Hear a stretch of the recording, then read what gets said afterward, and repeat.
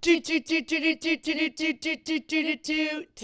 Watch. Welcome back to another episode of Taylor Watch. Happy Thursday. Happy Thursday, everybody. We've got a long episode for you today. We've got some stuff going on. We've heard more rumblings about the Super Bowl. We've heard Taylor Swift's doing a press tour. We've got Summer I Turned Pretty recap if you stayed towards the end. We've got the draft queens are back. Yes. So buckle up for a nice long episode and, you know, just sit yourself down on the couch, maybe with a nice tall glass of Pink Whitney. Yeah, I definitely need a shot of Pink Whitney right now. Gia needs a shot of Pink Whitney. Gia, maybe like sponsored by Pink Whitney. What happened to you today on the way here? Yeah, I fell off my bike like bad and it hurts. Yeah. And like not even a funny thing. Like Gia's going to urgent care after this. Yeah.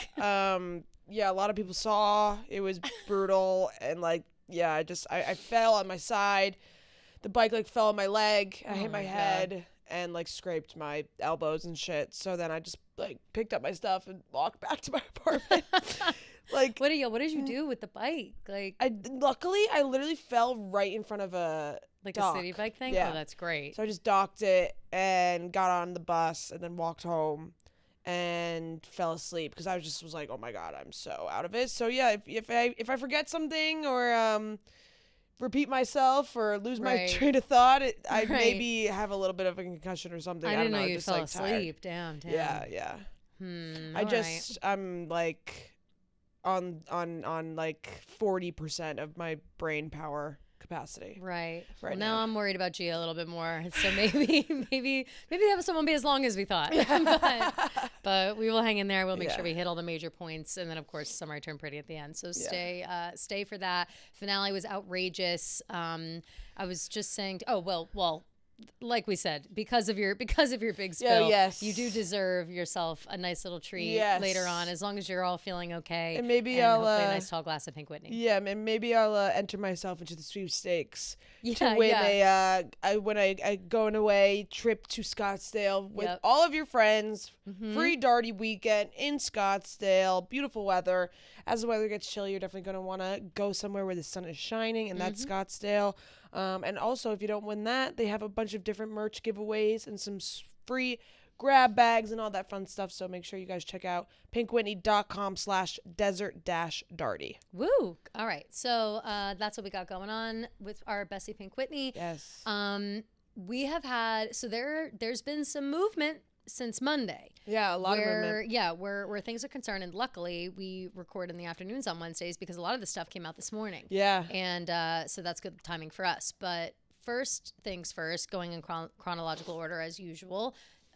Sunday night, it appears, after the game, there was a birthday party for Patrick Mahomes. Yeah. I didn't know it was his birthday. His 30th. 30th birthday. Yeah. Oh, I didn't even know it was 30. Wow, good for him. Just because I saw a video clip on the way to work this morning of a bunch of, Eli and Peyton and all these famous people wishing him a happy birthday. Wishing him a happy 3-0. Yeah. Good for him. So Patrick Mahomes is officially 30. They had a party at 1587 Prime after the game. Photos came out, of course. Travis there, Taylor there, looking great, wearing plaid with her big honkin' slingback. Yeah, I love those shoes. I love that. I've tried to buy those shoes several times, but they never are in my size and the color that I want. They're like maroon. Yeah. Yeah. The maroon's always sold out. Are they called like horse bit or something? Yeah, something like that. Let me go look at our girl.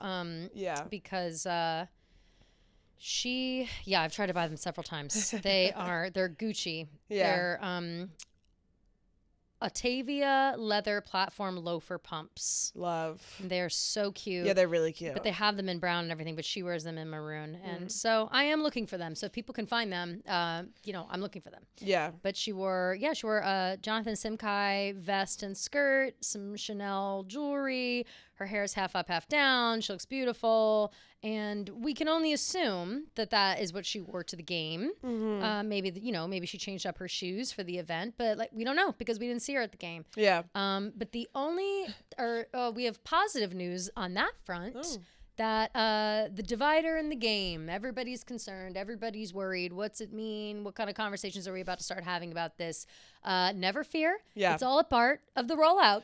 Yeah, I mean... Which I'm like, is it? I know. Did you just decide to do that now? Yeah, I know. It's hard for me to believe that that's part of the rollout, but I mean, I get it. Must be. Building up the hype of not seeing her wondering what she's wearing, wondering if she switched something up hair-wise or something of that nature. So yeah. I get it. Definitely caused a lot of conversations. Yep. You know you that bitch when you cause all this conversation. Exactly. To borrow a quote from Beyonce. Yeah, and I find it funny that they're like, oh yeah, it's all part of the rollout. Because I don't know if I believe that per se, but I do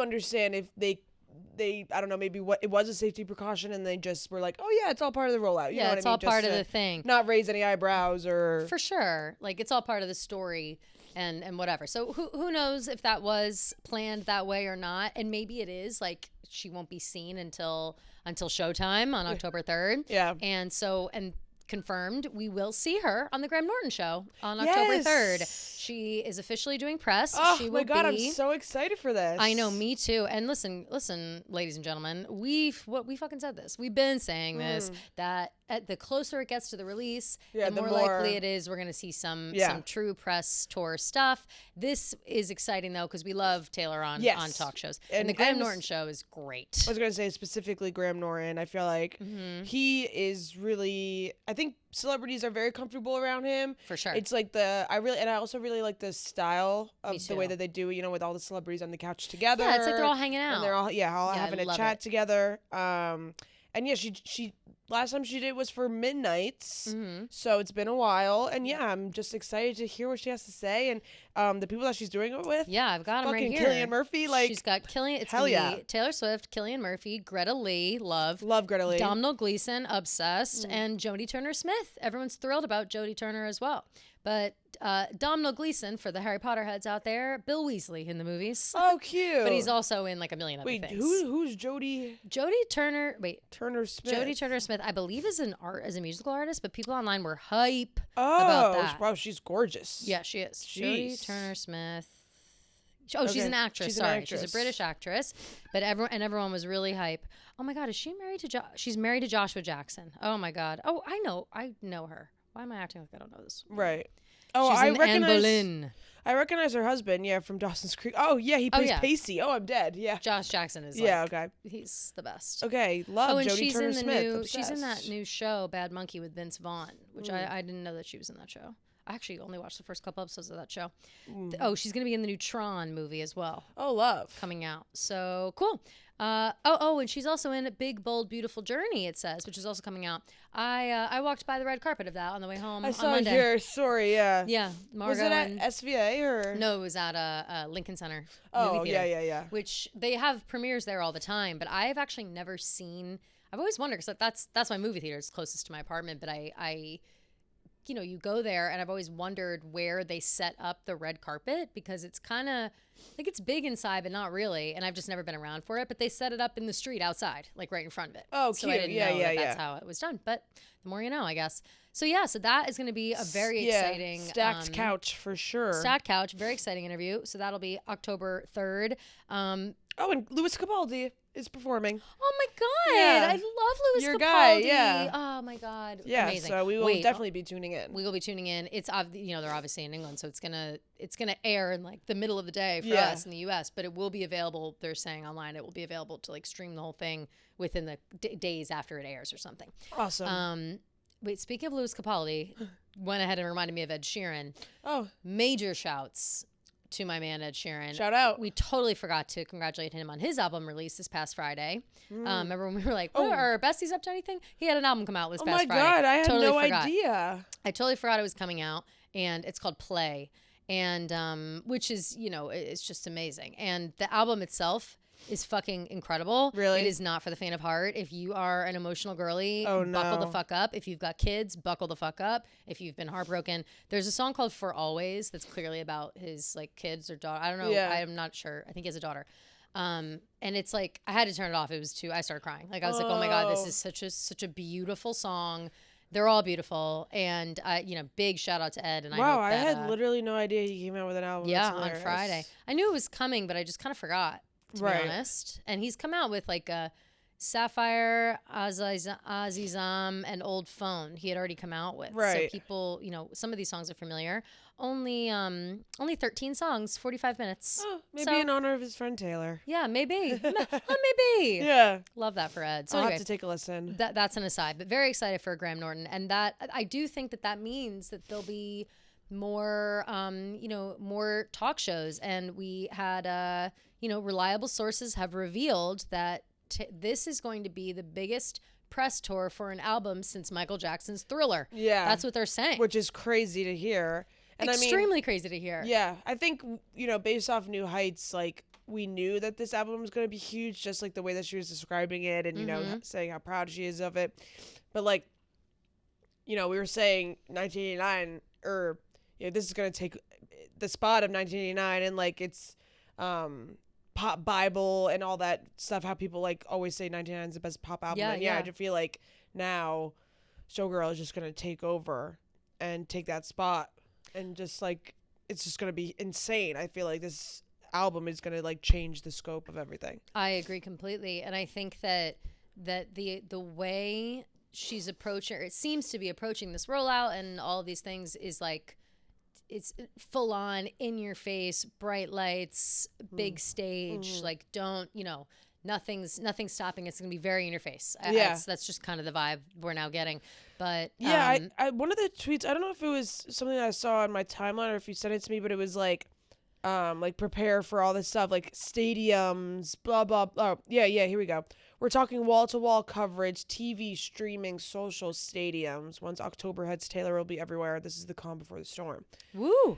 Stadiums, does that mean stadiums, we're going back on tour? Does it mean we're going back on tour, or does it just fuel the fire for our halftime show announcement? Which we did. Such a good point. Here are a couple things, and this is some research I was doing, and hopefully I was the only person that I saw so far saying this. I'm sure other Swifties are saying it too, but obviously we're clowning a little bit for the Super Bowl, me more than Gia right now. But yesterday we started seeing tweets being like, the Super Bowl halftime will be announced very soon, which I hate. So we all kind of thought like, we're gonna hear about it today, tomorrow, when, who knows?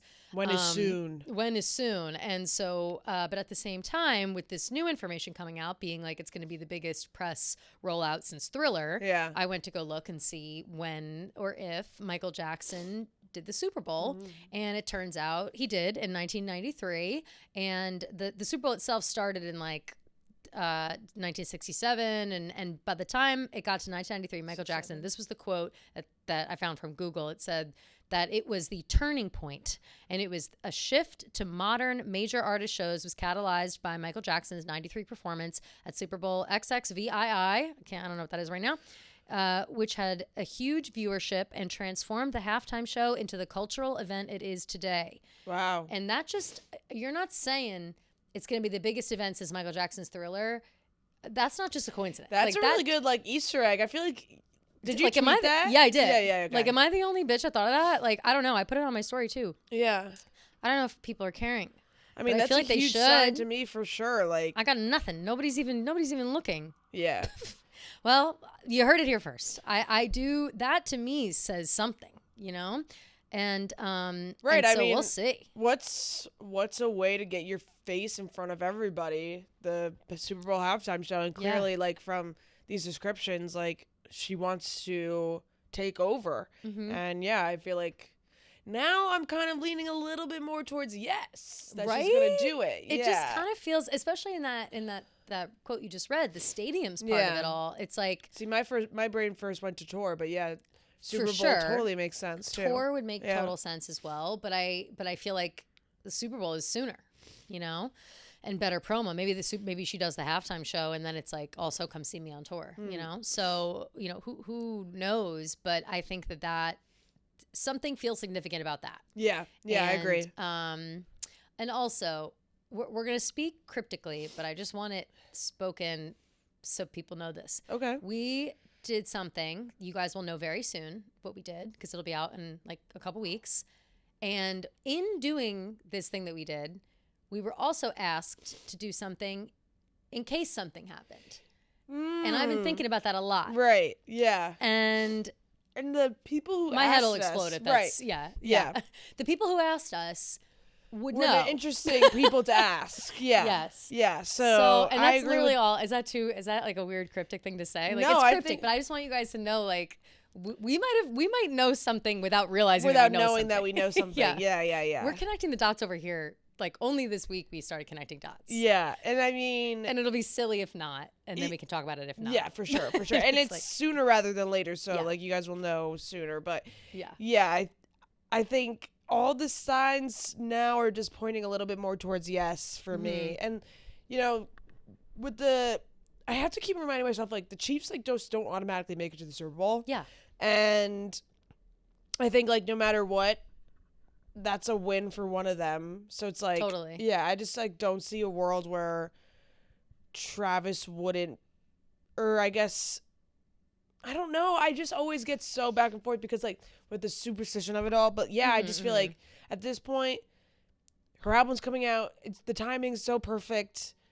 I don't see Travis being the partner, being like, oh, but what if I make it to the, like, what if, you know what I mean? Like, no matter what, he's going to be supportive of her. Totally. And yeah, I just feel like at least one person gets a win at the end of the day. Absolutely. And can I also say that I think that if Travis had never won a Super Bowl before, I think it'd be way different. I think it'd be like, a good point. This is so much pressure. This is like possibly the end of my career after this. Like, obviously everybody's talking about how he's probably going to retire after this year. I rewatched, by the way, that whole interview with Erin Andrews, and she asked him about it.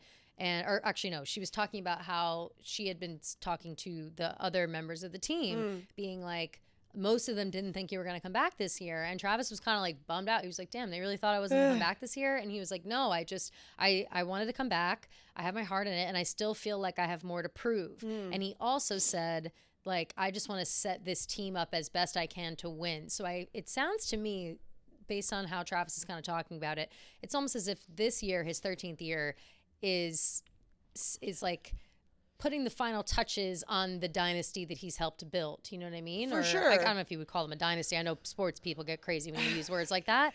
But I think I would call them a dynasty. I don't know. I don't know because they didn't win. I don't know. I would call them a dynasty. Yeah, I mean, the they're kingdom that he's built, for helped sure. build. Yes, you know? And I feel like he wants to make sure that however far they get or not, him being on it and being the veteran that he is on the team, I feel like there's a lot of new guys. There's a lot of younger talent, and I think that watching a professional like Travis go through a season or two is probably very valuable to these 100%. Players, especially setting the tone of the locker room, et cetera. And hopefully that will stay the tone of it. And so that's what I imagine. He's probably, more so than anything, just wants the team to do well, and he wants to set them up for future success. Yeah. And maybe isn't so focused on like this year, this Super Bowl and whatever, which in that case, to me, would take the weight off of like Taylor pressure. Being at the Super Bowl, you know? Maybe Travis is like, listen, babe, I don't know how the team's going to do this year. I don't know if lightning can strike 4 times in a row. Right, exactly. Or like, fuck. I'm not going to pause your life just in case something happens in mine. Right. And it's also not even that. Like, it's more so like, maybe we'll be there, maybe we won't. But one of us should be there. Yeah, exactly. And it should be you. And it's significant for Travis. Like, maybe the Chiefs, maybe they don't make it to the Super Bowl, but then they have like a retirement ceremony for Travis and the same day that fucking Taylor's doing it. Right. You know what I mean? Like, I just feel like there's more that can be done to satiate that need for those looking for the fairy tale ending when it comes to football and Taylor and Travis and whatever.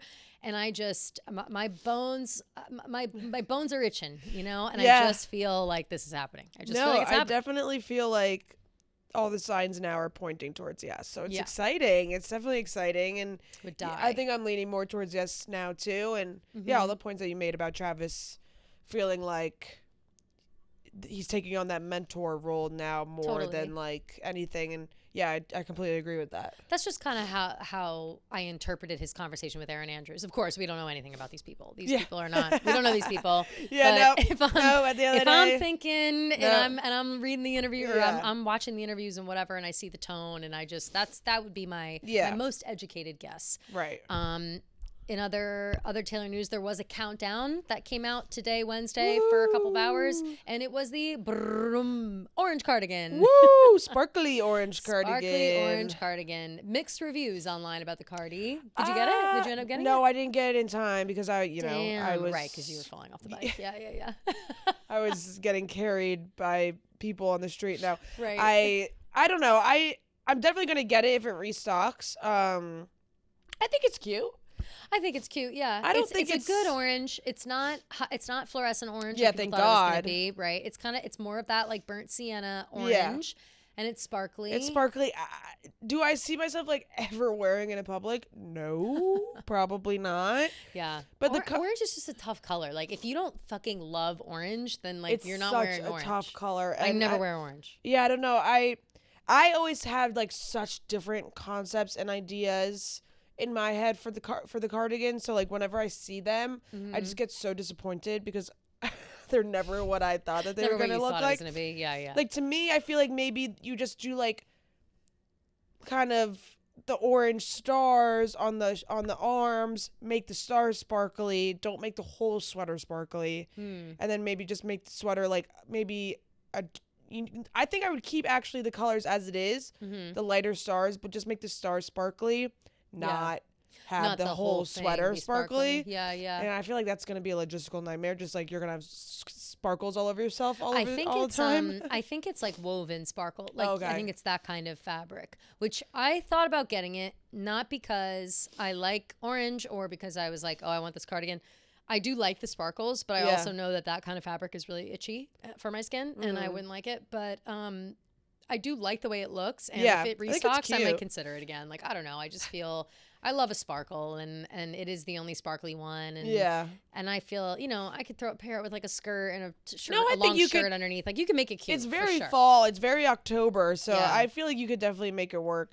I'm just looking at the list of all the cardigans right now, and it's just so funny how for TTPD she just did a gray cardigan. I know, the gray was like, crazy. Here you go, you're gonna take this, and it's literally you're gonna have this. It has no designs or anything, but I think my favorite one is still the OG Folklore or the Midnights. I love the Midnights. Is the best, in my opinion. I think I like the Speak Now, the purple. Yeah. I like that one too. Oh, I just like the purple that it is. It's got big like. What's on it though? Sorry, I'm yawning right in the microphone. What does the Speak Now cardigan have on it? Stars on the stars? Same thing? Just gold stars. Oh, okay. Yeah, or like little twinkles. They're like little twinkle stars. I feel like maybe I don't like those. I like the color purple that it is, but I feel like it looks silly otherwise. Yeah. Regardless, so hopefully all of the cardigan collectors out there were able to get their cardies marked safe from another countdown. Yeah, another countdown marked safe from. It's also damn. Evermore never got a cardigan. That's so crazy. So sad, but yeah. Maybe on the anniversary it'll come out, because I actually think that it would be 5 years this year for Evermore. Oh my God, I'm praying. Because it's 5 years of Folklore was in August, right? Yeah. Because 2020. Yeah. That's a good point. 2025. So maybe December, because I think it came out December, right? Yeah, December. December would be Evermore's 5th birthday. Maybe it finally gets a cardie. I would love that. Please, Wouldn't that pray. be nice? But yeah, another countdown, but also still following the countdown of the countdowns. Yes. So the first one started at like 5 hours left. Then the second one was 4 hours, 3 hours. Now this one is 2 hours. So people were thinking, are the countdowns counting down to a countdown? We have gone so far past countdown inception that I just don't even know what it is anymore. I was about to be like, don't pay attention to these countdowns now that we know that we're getting a proper press tour. It's like, this is all going to be merch or variants or whatever. And if you're looking for that, pay attention to the countdowns. I don't think the countdowns on our website are going to be anything album related apart from merch and or variants. So at least that's what it seems like so far. And I can't imagine it's anything else. It wasn't like that the first couple weeks that we heard about this album. So I think that no need to get up in arms about it. No need to pay attention to it unless you're looking to buy some stuff. Yeah, just be prepared to buy something. Yep. Once you see those numbers pop up on your screen. Exactly. New Heights episode came out. Travis and Jason had Jimmy Fallon on. Yep. Which was another thing that made me think about the Super Bowl, because Jimmy Fallon is NBC, correct? Yes. And the Super Bowl will be NBC. And so that to me is like, right. cross promo. Right. And Jimmy Fallon was asking Travis questions about the wedding, being like, are you guys in like the planning stages right now? He asked him like, what kind of music are you guys going to have? Are you going to have a DJ or live band? And Travis said that they're live music people. Yeah, that doesn't surprise me at all. I feel like we said that like a couple episodes ago that they're definitely going to do a live band. Of course. Or live band and then have a DJ after for the after party. But yeah, I mean, doesn't surprise me at all. I feel like Travis, I could even see Travis getting up on this mic. Mm-hmm. He loves a microphone moment. Absolutely. I just see like whenever like my sister and her husband had a live band, and I could so good. see that same vibe, like everyone crowding around, dancing, absolutely. The band getting into it. I'm a live band person through and through. 100%. Yeah. If I ever got married, had a wedding, I'd probably not, but I think I'd lean live band. But I'd also want like a DJ for in between times. Like I'd want the band to take breaks. And for sure. Yeah. So I think I'd have to have both. I'm a diva. But I imagine they would do the same. You know, it's like during downtime when the band has a break, just play some shit on your Spotify. Yeah. Who knows? I guess like Travis made like a joke, because Jimmy like told Travis not to stress, and Travis joked that not stressing would be easy. He just has to figure out how to win a football game and catch a football. Yeah. So as expected, Travis is beating himself up over that ball drop and the game in general, and how they just got to start winning, and and all that. We will note that as of now, I didn't listen to the entire episode, every minute of it, but I haven't seen any clips or anything yet so far of Jason asking Travis about the Rashid Rice t-shirts. So we were asking some of the guys in the office here at Barstool, the deal is they're all on the same page, being like, why the fuck are these guys wearing these t-shirts? They were saying that apparently the whole team wore them. Other reports were saying only some people on the team wore them. I believe we said on last episode that the only way that would make it, I don't know. I still think it's weird that he wore that t-shirt, but if the entire team was wearing it and Travis was the only guy not, I understand, like, whatever, they're trying to have some kind of unity. Who the fuck knows? Yeah, I guess Andy Reid, like, was asked about it, too, and he just was like, I guess it was, like, a camaraderie thing. Like, I didn't really know about it. He, like, kind of skirted around the question. Got it. Okay. So it seems like clearly whoever's idea it was, it sounds like not a good idea. Yeah, no one's taking the blame for that idea. No one's claiming that is their idea, which is funny. Right. So I wouldn't either. But yeah, and, so who knows? Travis, I will say Travis said, they didn't lose the game because of the tush push. Oh, did he say? Yeah. He said, good. They lost the game for a bunch of reasons. That you don't lose on just one play, he said. And now Jason's like all over Twitter replying to everyone talking about the tush push. Of course. Jason's he's on back on his Twitter shit. Yeah, he's fighting the good fight. Fighting the good tush push. Someone's got to do it. Yeah. So that's that. And it doesn't sound as if there was a lot of, I don't know, it doesn't sound like there was a lot of bragging. It sounds like, I know Swifties were worried about Jason bragging and whatever, but it sounds like you can safely listen to New Heights. Yeah, and it was not a win to brag about. Like, it wasn't like we smacked you like the Super Bowl. Like, it was a tough game for both sides. And I think, and Jason's not like that. I don't know why people like expect Jason or like think that Jason's gonna be like, ha, the Eagles won, you lost. Like, I don't know. He's what never that was been about like either. that, so I don't know. Right? Who knows? Maybe that was just somebody being salty online. But yeah. So that's that with that. Yeah. And who cares? We'll move right along. Whatever. Yeah. I don't know. Some things you just gotta let the football people do, and we can't pretend like we understand what's going on. No, seriously. And that's one of those things. Also premiered Tuesday night, a show that I'm all the way in on. I'm gonna watch the whole season. Absolutely, Dancing with the Stars. Dancing with the Stars. First of all, I've always loved Dancing with the Stars. Me too. I come in and out. I'm not a loyal watcher because it's just, shows like that are a big time commitment, and I'm always wanting like to see specific people and stuff. And usually towards the end, I get back in it. But excuse me, hold on. Sorry. So this season obviously has a lot of interesting people that we all want to watch. There's Robert Irwin is on there. You've got Alex Earl. The Mormon Wives. Whitney, and also Jen, who is paired with Jan of the Eras Tour, of course. Yes. And they were awesome. Can I say, I was not expecting his voice to sound like that. Like, I knew he had an accent, but I thought he was going to be like, I am Jan.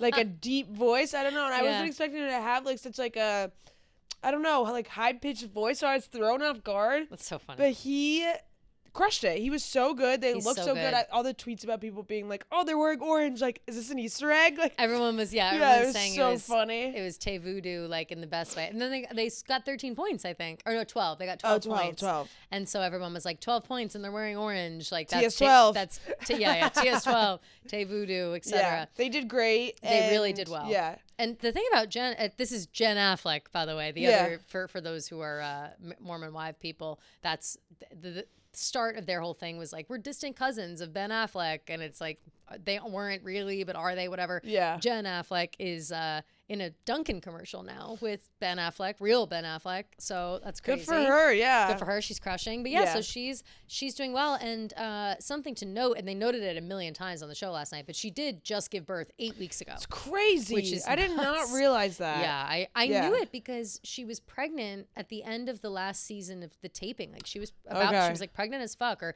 no, I'm sorry, she had just found out she was pregnant, and that aired like about 8-9 months ago, and she obviously had already had the baby, whatever. So but yeah, she's 8 weeks postpartum. Good for her. Just absolutely dancing her tits off, and Jan is swinging around that ballroom, and go crushing Jan. it. He was doing a lot of lifts. They were saying and Bruno and Derek were like, you know, you don't need to do so many lifts. You guys are good dancers. You know what I mean? Which I think that Jan this is his first time. Maybe he was just trying to show off a little bit for his first dance. Hey guys, I can lift her up in the air high. Yeah, check this out. No, he was so good. He was so good.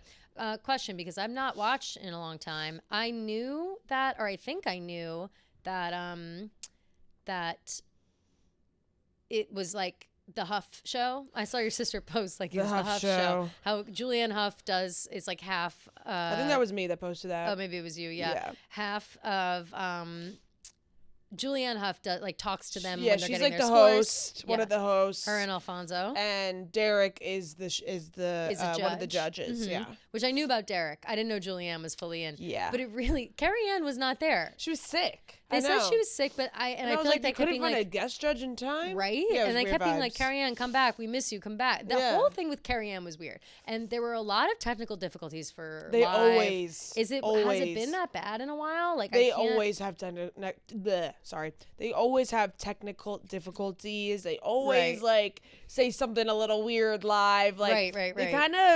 They're kind of like known for being a hot mess. Got it. Okay. And definitely during like when Tyra was around. Oh, of course. It was such a hot mess. Right. I remember Tyra being a mess because just her hosting though. I didn't remember the mess of like input the score wrong and this and that. Yeah, and like that happened. It really was messy. They did the wrong, or actually it was that old fucking pervert that did the wrong score last year. Gene Simmons, I believe his name is. Gene Simmons. Of Kiss? Yeah.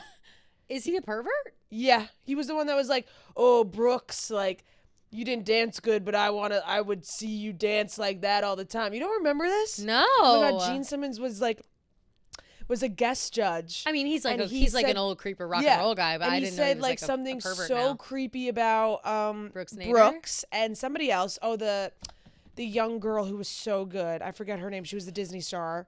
He said something so weird to her, and then he said something so racist to my God, I'm forgetting her name too. The housewife that was on it. Right. I don't know all the names of people. Yeah, he he was a shit show.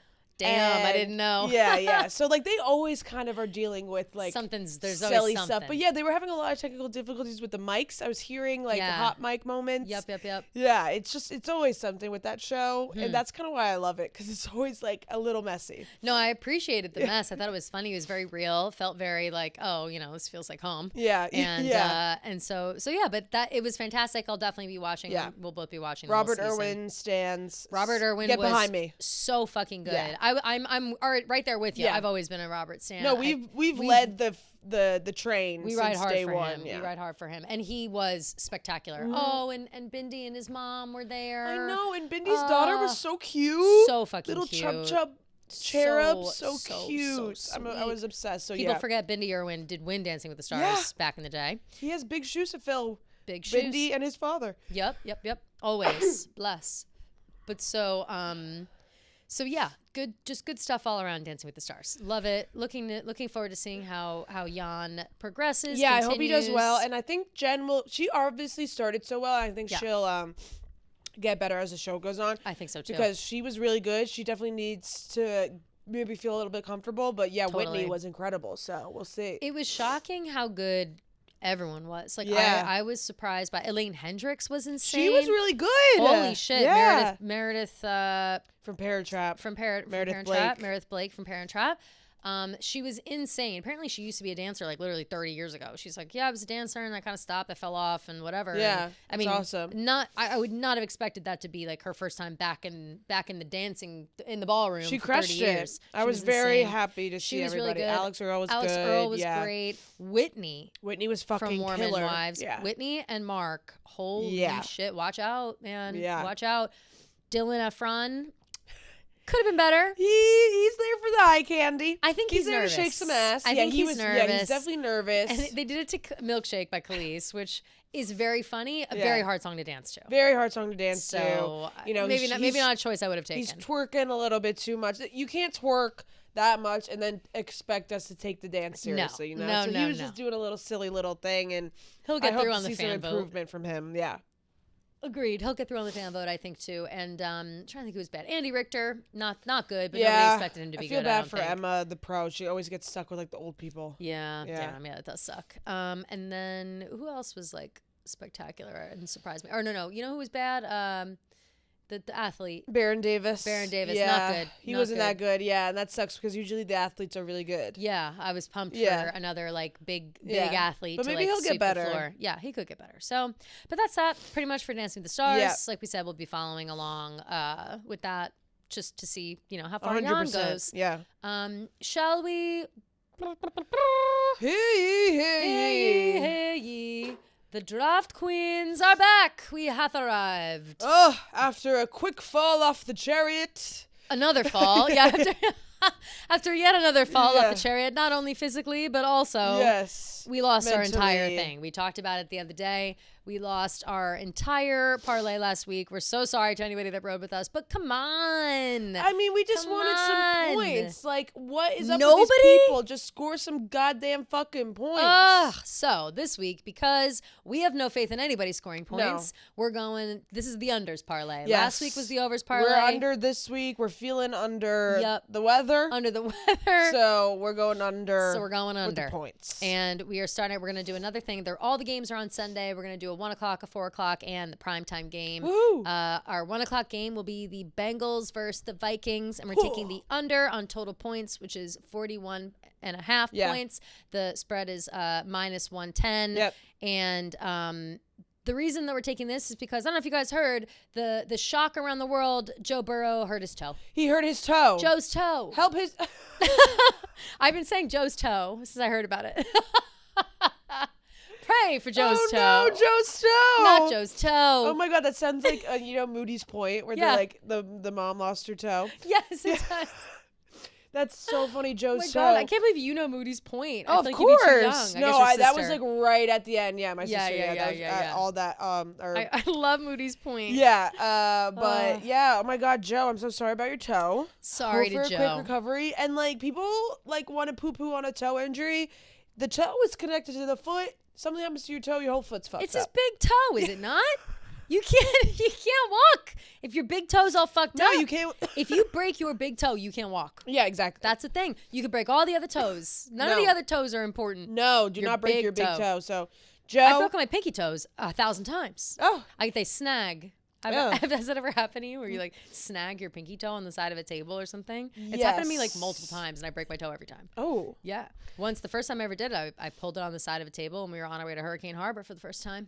And I had, by the end of the day, my toe was black. Swollen? Oh my God, that's disgusting. It was like purple. It was crazy. Yeah, your toes are very important. They're important. So shout out, get well, Joe. Get well soon, Joe, with your toe. With your toe, Joe's toe. Praying for Joe's toe. But because of Joe's toe, I don't think they're going to be scoring a lot of points. I think that the unfortunately the Bengals season is over, everyone's saying. And so the only people scoring are going to be the Vikings, and they're definitely not going to get all the way up to 41.5. By themselves. Exactly. Second, with the 4 o'clock game, we've got the Broncos and the Chargers. We're taking the under. It's 45.5 total points. It's minus 105. And the reason we're doing this is because we're rooting against the Chargers. They scored no points. We don't want the Chargers. Boo. Because of that, what's his face guy? I don't even remember his name anymore. The guy who slapped Travis in the face.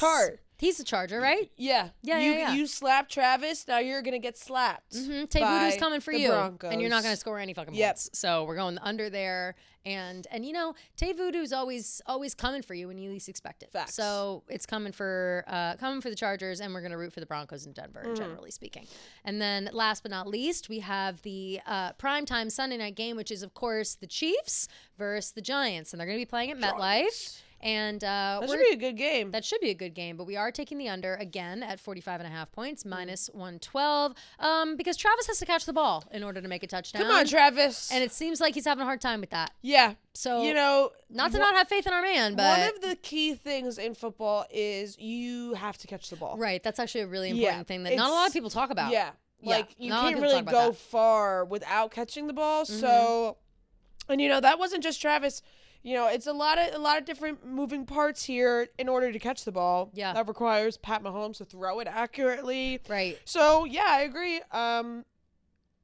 Based off last week's game, under is the right call. I think so. And listen, we just want to we can't go 0 for 3. We've got Hopefully they work out the jitters in this game. Yes. But I think working out the jitters means you play a little bit more safe, a little less points. Exactly. And remember to opt into the Ghost Parlay option, because it will help you in case you lose one leg of this parlay. It makes it so you can still win your money. Yeah. So, and like I have said a couple times now in this week, Swifty Dave put a really good video on his Instagram that kind of breaks down all of that. If you're really looking to get into the nitty gritty of gambling, we're not going to pretend like we know as well as he does. So go ahead and check that out. Spooky Ghost Parlay option. And Kelly, I'm looking at all these lineups of these games, and I think I'm going to throw in just a little bet of my own.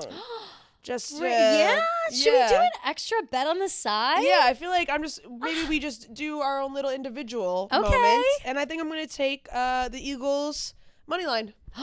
Good for you. Yeah, thanks for minus 185. Ooh. So I'm liking those odds. And we play the Rams it's a home game. Love. So yeah, I'm going to go Eagles money line minus 185. Well, then I'm going to pick something. Let's see, what do I want? I'm going to do the Jets money line. That's your team. Because that's my team now. And I will choose the Jets money line, which is plus 270. Not very likely. Okay. But you know what? That's part of being a fan. And I want to do well for my team. Actually, you know what? I'm lying. I'm not doing the money line. I'm doing the spread, which is plus 7. And I'm much more comfortable with the spread. I'm choosing the Jets, and it's minus 105. So that's going to be my personal bet. Okay, perfect. Because I like the spread over the money line personally. But you don't believe in your team enough to take the money line. Well, listen, I'm looking at the odds here, and it's telling me that maybe I need to set my expectations somewhere else. I should direct them somewhere else. Right. And when I've got the spread looking at me right in the face, that's what I'm going to take. Okay. So if you guys don't, there you go. If you guys don't want to ride with our parlay, you don't want to dedicate to all 3 bets, maybe just go with us with our individuals. Perfect. And we'll see, and maybe we'll have our own little competition. Whoever wins next week has to recite all of the words to tell me why. Wow, that's not fair, because you know that I don't know the words to tell me why. Damn it. All right, well, I have a lot of learning to do this weekend. Or not. Maybe my Jets will pull it out. Yeah, there Who knows? you go. Who knows? So that'll be fun for us and for you guys. And, of course, we love shout out to DraftKings for trusting us with this. We love being the draft queens. Even though we're big fat losers so far this season, we're still having fun with it. And it keeps us engaged while watching football and watching for Taylor. Yes. So download the DraftKings Sportsbook app and use code TaylorWatch to get started. That's code TaylorWatch for new customers to get $200 in bonus bets instantly when you bet $5, plus over $200 off NFL Sunday Ticket from YouTube and YouTube TV in partnership with DraftKings. The crown is yours.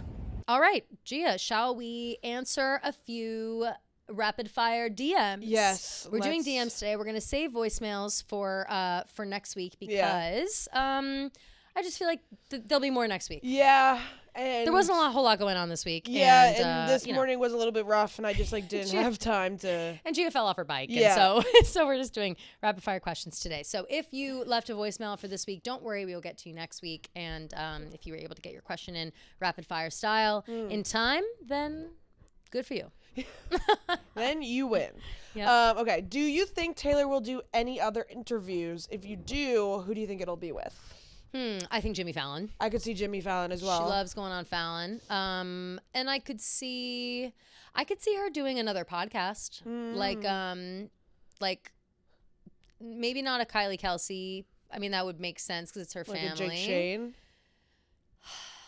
Maybe I would just be like really jealous. I think like I'd overcome be raging like to the jealousy. point of like I'd be sick to my stomach and not able to celebrate him, even though that's a really he would be like thing. The one person I would be okay with for sure. Well, Selena's his friend, so I'm kind of like whatever. But do you think she would do another podcast or no? No. Yeah.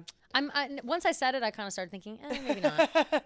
Yeah, just because I feel like podcasts, like you really gotta like spill the tea and like talk about your life and open up and stuff like that, and it's not as curated sometimes as interviews can be, like straight to the point. So I don't know. I feel like New Heights is like as comfortable can get. Yeah, agreed. Yeah, and I don't know. I don't have any podcast that's like up to her standard. I'm not saying Jake Shane's podcast isn't like a great podcast. I'm just saying like, I don't know, professionally wise. He's also a huge fan. Yeah, And the reason I say that I'd be so jealous, I'd be sick to my stomach, is like I view Jake Shane as equal of a fan as we are. Yeah, for sure. And that is almost too close that it's like, why him and not us? Yeah. You know what I mean? Like, if you're going to go on his podcast, you might as well go on our podcast. Right, for sure. I get Obviously, that. He's much more successful than we are. But it's like, I mean, who's counting the numbers? Who's counting? But no, I guess like it made sense. But SNL, I still think SNL. Yeah, SNL. I mean, the timing of the premiere of the new season is like so perfect. I would love to see her name on the lineup. Me too. But yeah, SNL maybe. But yeah, if it's gonna be this big like thriller-esque type of rollout, then yeah, I would assume she's gonna do more interviews. Yeah, I think so too. But well, we'll just have to wait and see. Graham Norton is a great start. I'm very happy to hear that. Very happy to hear. How many songs from Taylor's new album will make Billboard Top 10? Probably all 12 at first. I think all 12 like at first. Always. Well, I guess that can't be 10 because there's 12 songs. Oh shit, that's right. So I wonder like maybe like the two like I don't know though, because I feel like it usually goes in like order of the list because people stream it as it goes on. So maybe like the last two. But that is a Sabrina Carpenter song, so I wonder like if people will just jump to that song first. Interesting. We'll have to see which songs people really gravitate towards at first. Yeah. Because you're right. Most, at least Swifties, will listen to the album in order. But the non-locals will probably listen to Sabrina Carpenter first and like see what's up here and there and wherever. So I don't know, but I think that the entire top 10 will be occupied by 100%, Showgirl, just like every other album. No doubt in my mind. Yeah. So many Eras Tour dancers together, appearances, ... Think that they're gearing up for Showgirl promo? Yes. Yeah. Definitely. They're already posting stuff. Like they're kind of in joint with this. And the fact that... And they did the whole video for the cardigan. They did the video for the cardigan. They also did, we've got a couple of the girls on the album cover of one of the variants. We've got, I think even too, the Showgirl of it all, it obviously is in reference to like her time on the Eras tours, so it only makes sense to include the dancers, in one way or another, however that makes sense. But I think that I think we all eyes on the dancers because they're given tea as well. Yeah, for sure. And I think like maybe if she does like an SNL performance or something, maybe like the dancers will be involved with that or something of that nature. That'd be super cool. Like they're do a full Showgirl performance. And I mean, if she does the Super Bowl, they'll all be there. Like she's gonna bring back her crew. Thoughts on the new cardigan? We kind of talked about that already. Yeah. Cute. I need New York City Christmas suggestion, please. Going with 4 of my girlfriends. Oh my God. Well, I guess you have to see the tree, but there's like low-key better trees, I feel like. Yeah, you don't have to go see the tree. I mean, if you've never been to New York City before, go see the tree, but it's like don't bend over backwards. Go during like a Monday. If you're like there for the weekend, go during like whatever weekday you're there. Yeah, and also I would suggest either very early in the morning or later at night. Yeah. It just gets like crowded to the point that you can't even walk around the tree. Like, you know, but there are better trees. There's a tree in the financial district. Yeah, that's I like insane. the one in Fide. That's nice. I think there's one in Brooklyn too. Yeah, there's a lot of good trees. So yeah, the city will be full of Christmas spirit. Yeah, never fear. I'm trying to think of like what I like to do during Christmas time, like hide in my apartment because there's so many people. Yeah, for real, honestly. Oh, Diker Heights. If Diker you want to Heights make the trek out to Diker Heights in Brooklyn, they do like crazy Christmas lights in their neighborhood. I went last year or 2 years ago. Yeah. And it is worth the trip, I think. It's a lot of walking around, though. You got to walk. Yeah. You're literally walking around on the streets just, like, looking at people's houses. Yeah. But it's fucking awesome. If it's not too cold, it's really, really good. Get yourself a little boozy hot chocolate for the walk. Ooh, yeah. Yeah, Prospect Park does, like, a night in the lights type of thing where it's, like, Christmas lights and stuff, which is fun. There are a lot of fun things. There's really nowhere to go wrong. The whole city is lit up with stuff. The markets that you go to, like the Christmas markets, are in Union Square and Bryant Park. And they're good also, but very crowded. So very prepare. crowded. Just whatever you're gonna do, whatever you feel like doing, prepare for crowds. Yeah, it's go either like really early in the morning. Yeah, and then of course the classic like Nutcracker. You want to go see the Radio City Christmas show, the Rockettes. Yeah, sorry. And then the Lincoln Center also usually has some kind of Christmas ballet going on if you're into that. Someone said, think the woman that called in upset about your singing is happy now that you guys can't. I forgot about that. Yeah, she probably so is. Funny. She definitely is. She's the one who set the curse on finally, us. thank fucking God. She's the one that got the show canceled because she was so pissed. What do you think will be your least favorite on The Life of a Showgirl? I have no idea. Think canceled. Yeah? Just because I have a feeling if it's what I think it's going to be, I think it's going to be some sort of like anthem being like, you can't cancel me. If it's like that, you know what I mean? I'm aligned with you. I can't even, like, I'm not even going to guess what any of these songs are just yet because I just keep thinking like, nothing I've ever guessed about what I thought the songs are going to be is ever right, or like the tone of it or whatever. It's really hard to tell. I would say if what I'm least interested in, let's go read them again. The one which again, we know nothing about what any of these are going to be, but the least interesting title for me, probably Honey. Oh, I'm like, honey. What's that? Yeah, like, I don't care. It's so straight to the point. Yeah, it's just honey. Yeah, and I'm like, oh, okay, cool. I would say I'm most interested in Ruin the Friendship, an eldest daughter, obviously. Yeah, but I really want to know what Ruin the Friendship is about. Definitely interested in that one. Interested in Fate of Ophelia. Hugely interested in that. Yeah, and Fate, actually romantic too. I tried to watch rewatch Hamlet the other day. I forgot what a fucking slog it is to get through that movie, and I'll tell you. And I recommended it to everybody when this first came out. I was like, educate yourself on the story of Hamlet, whatever. The movie Hamlet, it's really good. It's got Kenneth Branagh, who plays Gilderoy Lockhart in Harry Potter. He's Hamlet. Yeah. And then Ophelia is played by Kate Winslet. Ooh. And so it's a star-studded cast to a certain extent, but it's a 4+ hour movie, and the dialogue is 100% Shakespeare. Like, it's not English. Yeah. They speak in Shakespearean riddles. Yeah. So it's really hard to watch, and you really have to get into it. And so I only made it through like 3/4 when I started watching it. I was like, Jesus Christ, this is so long. So maybe just Google the story of Hamlet. I'm dead. Watch a YouTube video. Yeah, like watch a YouTube video about it. Like if you're really committed, watch the movie. But holy shit, it's hard to watch. Okay, last one. We often couple up albums as sisters. What do you think? What album do you think would be TS12's sister? 1989? 1989, probably, I think, is the easy guess. Yeah. Or Rep. Rep could be. I like that. I kind of, actually, no, I think more Rep than 1989 now I think about it. Because Rep has an anger behind it. And maybe it's like the orange of this and like the show, like the in your face feeling of this new album. But I just kind of feel like they're both loud and like sturdy is not the right word, but like I feel like on Reputation it was like I'm extremely confident in what I'm saying on Yeah, this album. yeah. Like every other album is like, yeah, it's good, you're singing whatever. Reputation felt like it served a purpose, and I feel like this album is also going to serve a purpose. Yeah. And that's the closest I can. Yeah. You know? Does that make sense? No, I definitely get that comparison for sure. The only reason I'm thinking 1989 is like,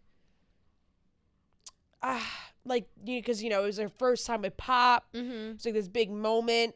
And Totally. like now she's like going back to that moment, like going back to that, dipping her toes back in. And Totally. Full All the circle. same producers. Yeah. So that's Rep just too, why. though. Which Yeah, is why no, I'm kinda yeah. You know, you never know. I can see both for sure. For sure. Yeah. 1989, I think, is like the first thing that would come to mind. Yeah. For sure. Yeah. So, well, fabulous. Thank you to everybody for your rapid fire questions. And again, we'll have our regular voicemails back next week.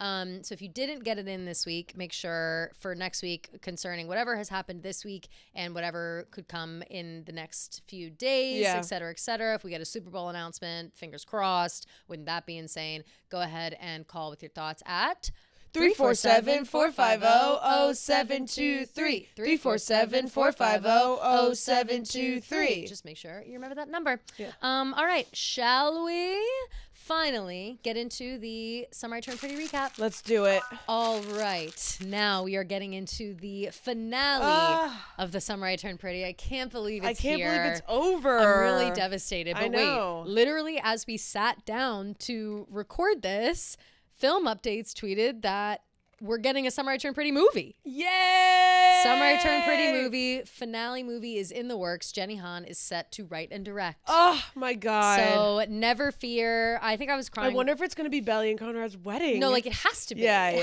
has to be. But so yeah, I was crying. Obviously, lots of tears this episode. Lots of Lots tears. happened. I feel so satisfied even with the ending. Me like too. I just thought like, wow, this is amazing.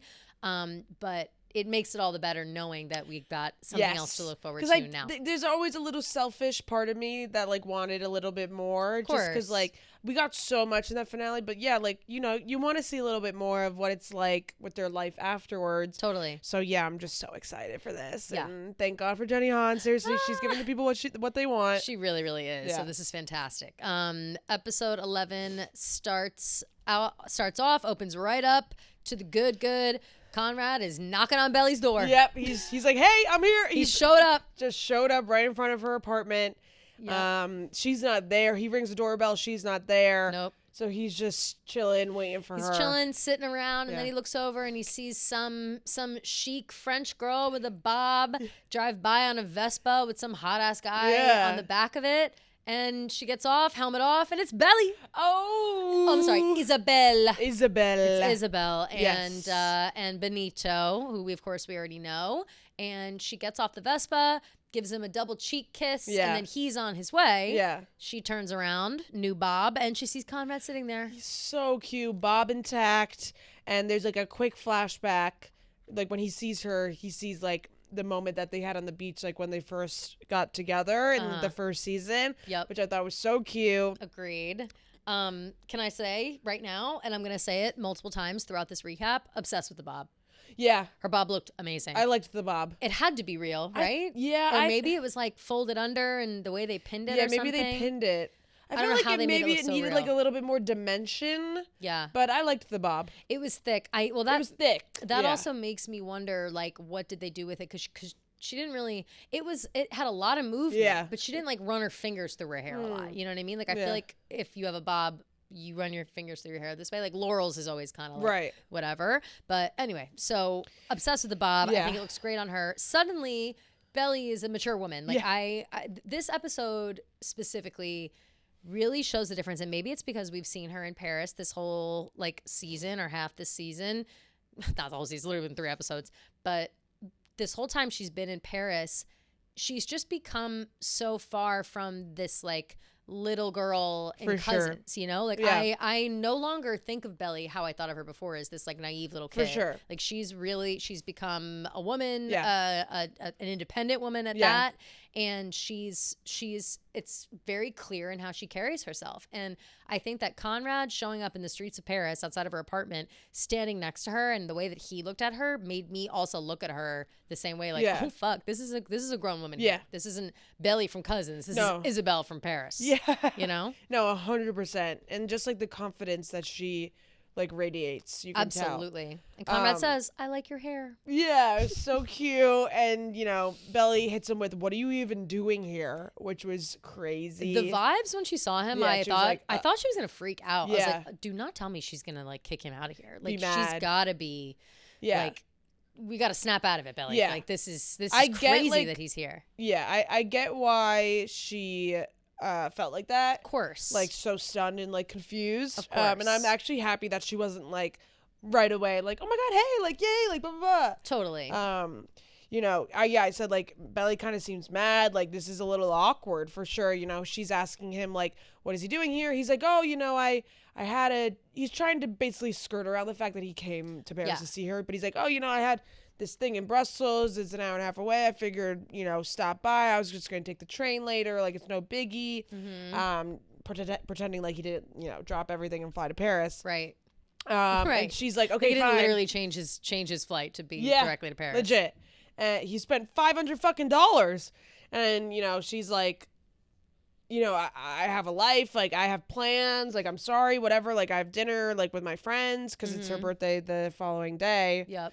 And he's like, "Oh, it's fine, like I can just go figure stuff out on my own." And then she's kind of just like, "Fine, we can play tourist together for a little bit." But she's like, I don't have anything till 8, so I guess whatever. And what she does next, shocking to me, says, "Wait down here, I'll put your bag upstairs." Doesn't let him up into the apartment. And in my opinion, that in itself was like a boundary that I don't think Conrad expected. Like that for was sure. Conrad showed up, I think, expecting to immediately fall back into what they had and like see her apartment and like do all this stuff. And I think Belly's hesitancy and also her being like, "I'll take your bag upstairs," like I think was a really good reaction by her, because she's keeping her walls up, okay? Yeah. Just because Conrad shows up on her fucking doorstep in Paris doesn't mean she's going to abandon all the growth that she's done in the last year. Yeah. You know?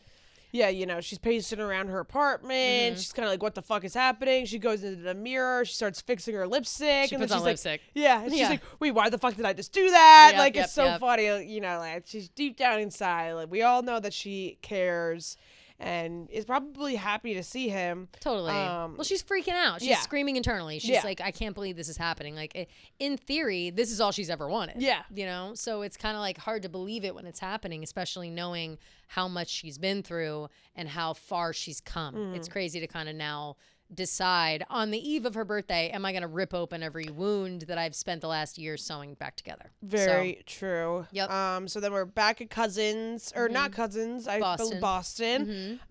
They're at Denise's apartment. Jeremiah's got 4 courses to prep. He's got this big extravaganza 30-person dinner for all these influencers and whatever. So Jeremiah is clearly doing on his private chef shit. Taylor is putting together some sort of PR event for him. Yeah. And disaster has struck. The venue can't do it anymore. All this drama's happening. But right before we like find all this out, Jeremiah and Denise are in there, right? And they're having a little combo. Yeah. Denise asks if Conrad's in Brussels. Jeremiah says that he's actually in Paris. Denise is like, "Oh shit." Jeremiah's like, "Yeah, I'm just like not really trying to think about that, whatever." He says that he found Denise a new couch, and then Denise. Well, wait. He said too about Conrad being there, and Denise was like, "How are you about this?" And he was like, "Yeah, trying to think about it." He's like, "But I think the anticipation was worse than it actually happening." He's like, "Now that he's there, I'm kind of like whatever." Yeah. So, and that's growth from Jer too. Yeah, a lot of growth from Jer from this episode. A lot of growth from him. Yeah. So then Denise is like, "Well, actually, I don't need a new couch because I'm moving to California in a month. San Francisco, to be specific. San Francisco. You know, we're moving there because of the company. Steven's moving to California as well." And Jeremiah's like, "Does Taylor know?"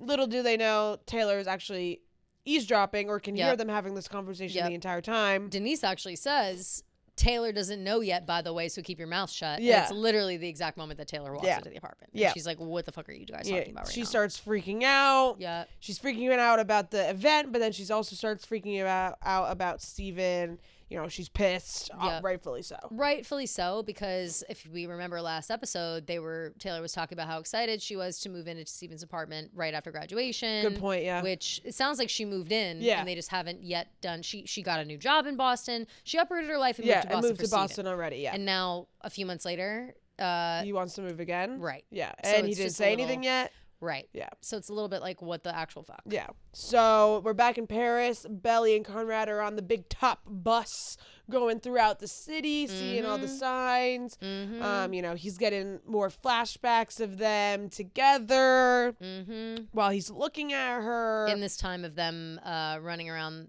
Paris together. He's taking pictures of her. I have actually obsessed with Belly's bob again. I wrote it several times throughout this entire thing, how much I love Belly's bob. Well, you have to just remind everybody, like, it just, she was looking so good. She looked beautiful. She really looked so beautiful this episode. Stunning, breathtaking. She always does, but this one she was just so gorgeous. Yes. I also noted that these were a lot of sights for one day. Kelly, I literally thought the same thing. I was like, yeah, this is like in London Boy, where she's like, we went to Shoreditch and then we went to this place and that place. Yeah. It's like, no, you can't Shoreditch do that. and Highgate in the same day. You can't do that all in one day. And yeah, you definitely cannot, go see the fucking arch thing and then go to like the other side of Paris in one day. It takes forever. They were literally they were at the Arc de Triomphe, and then they were also at Versailles. Yeah. I was like, Versailles is an hour outside of Paris. Versailles is a day trip in and of itself. Yes. Yeah. Like they're in the Hall of Mirrors and also in the gardens. I was like, my mom and I did that, and it took us 6 hours, and we didn't even see all of the gardens. Yeah. Like we saw as much as we could. Crazy. Yeah, so, very funny. A little bit of movie magic there. Yes. Unrealistic travel day for sure. Itinerary, should I say. They're in the museum. She's looking at all the paintings, but he's only looking at her. It's so cute. It was really cute, and those were moments too where I was like, wow, Belly is so cultured. Like, either she was putting on the show of a fucking lifetime of acting like she didn't give a fuck about Conrad being there, but I loved her just kind of like really absorbing the paintings and stuff. Sure. And I'm like, wow, she's just a real deep thinker now. Yeah. And then Conrad's literally sitting there drooling over her, like, that's what tearing up. Like, yeah, and I love that. Like, me I too, love me too. that she kind of like showed how confident she was in herself and like she doesn't how need mature him. she was. Yeah. And I really love that. She doesn't need him. She can want him, but she doesn't need him. Yes. And I think that's a really important distinction. And I think that is something that he's seeing. And in these moments, she's like, all right, well, I got the thing at 8. Is there anything else you want to do? And he is essentially like, this happens right there, right? Yeah. And he's like, oh, I want to see Paris. Like, I've thought about you living in Paris this whole time. He said, I spent a lot of time imagining her life in Paris. Yes. And so and he wants to see Paris the way that she does. Thank you. Yeah. And so she's like, I've got one more place to show you. And then, we cut back to well, cousins. I have the perfect thing. Yeah, say, well, let me take you to a little something place, and there's always, every show has that moment. But yes. So now we're back in America. Back in the good old USA. Yep. They're back in I didn't give a fuck about any of that. I wanted a full episode of Paris, by the way. I know, me too. I understand we need to know what's going on at home, but like, I was so when it was time for the Paris stuff, and by the way, they always played Paris music when they went back to Paris, like La Vie en Rose, etc. And I was just eating that shit up, like absolutely dying for it. So we're back in America. Taylor's freaking out. Reiterating the fact that she moved to Boston. She just moved, all of this stuff. Jeremiah's freaking out about the food because I don't, whatever, the food's going on. He's trying to prep. They still have no location for the thing. Everything seems to be falling apart. And Denise is like, you have this house with a beautiful view and a beautiful pool and like all this stuff. She goes, what about that waterfront mansion you have? People will be gagged. She says. She literally said that. She goes, they'll be gagged. No. They'll gag at the views. Oh, they'll gag. They will gag at the views. And she's not wrong. She's not wrong. And it's also fucking crazy that nobody thought like, oh yeah, let's just use the mansion that we own. Literally. Like, whatever. But Jeremiah does make a good point. Jeremiah's like, I haven't been back there. And I don't remember if this is when Jeremiah, I think he says this later on actually, but he says like, I haven't been back there. Like the last time I was there, I was like the biggest loser. Like I don't want the memories of who I was walking out of that place the last time I was there. Yeah, I think he says it in this moment. Yeah, I remember maybe later, but I think he might have said it later when he's having that moment with Denise. One-on-one with Denise. Yeah. Okay, you're right. But that's a good thing to have in the back of your head. But yeah, basically he's just like, I haven't been back there. Like I'm nervous, whatever. And I literally have in my notes, Taylor's just freaking out. IDK. Yeah. Taylor's just, she's freaking the fuck out. Yeah, but then, they're all freaking out. Yeah. She also says, like, all right, now I just got to organize transport for these influencers to get to Cousins. I got to rearrange the food drop off, the food trucks, like whatever the fuck wait she's staff. figuring out. Yeah. And I wrote all caps, you got this, Taylor.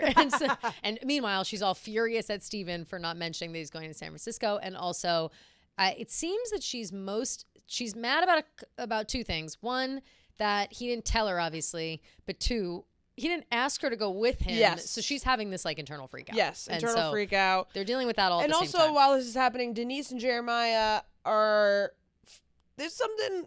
They're officially flirting. Yeah, and I don't like it at all. I was sad to see it because I really had resigned. Like, oh, they're really good friends. Yeah. And I just like a good platonic male-female friendship. Yeah, I but agree. It doesn't seem like we're getting it from these definitely two. not from this these is not. two. This is not where we're looking. Yeah. Back in Paris. Conrad and Belly are on top of.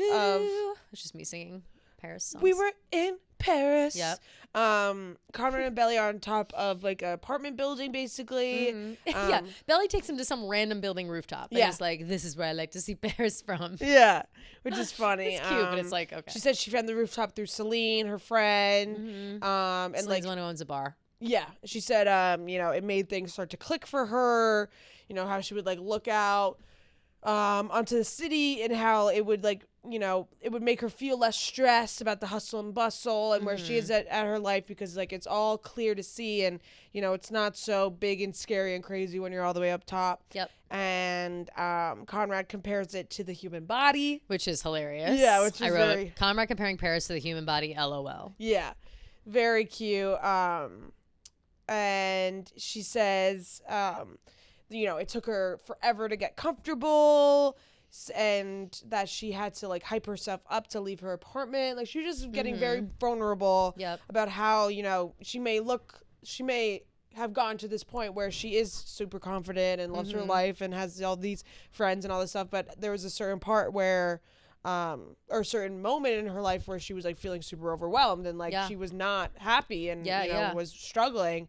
And then she says that she remembers what Conrad said about the Pacific Ocean. Yep. Which was very cute. I can't remember like what. I can't either. I wish I wrote it down. That it was like so vast. Yeah. And so many things were like happening, but you couldn't tell because like of the calmness of when you look out on it. Something along that nature, maybe. Yeah. Some sort of metaphor that she remembered of Conrad's that, of course, somehow made its way through and helped her like learn how to live and love Paris. Which was very cute. Of course. And Conrad, reiterates that he always knew that she had it in her, because Susanna and Laurel used to say that she was like a scrappy dog. Yeah, she was feral. That a feral cat. Yeah, feral cat, and that she was scrappy and she was always going to figure it out. And he says that Paris never stood a chance.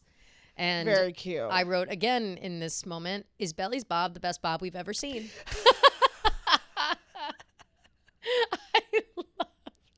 I love the Bob. It's so funny. Oh my God. It is really a great Bob. It was so good. And just like in these moments specifically, like I just kept writing down. I was like, wow, she looks so good now. No, good. So people need to know when you were thinking that her Bob was good. These are the best moments of Belly's Bob in the Summer I Turned Pretty finale. Like if you're looking for timestamps, like every time that I wrote, this is the best Bob I've ever seen, that's when it looks the best. Peak Bob moments. That's peak moments. Yep. And I think, Belly really appreciated that outlook.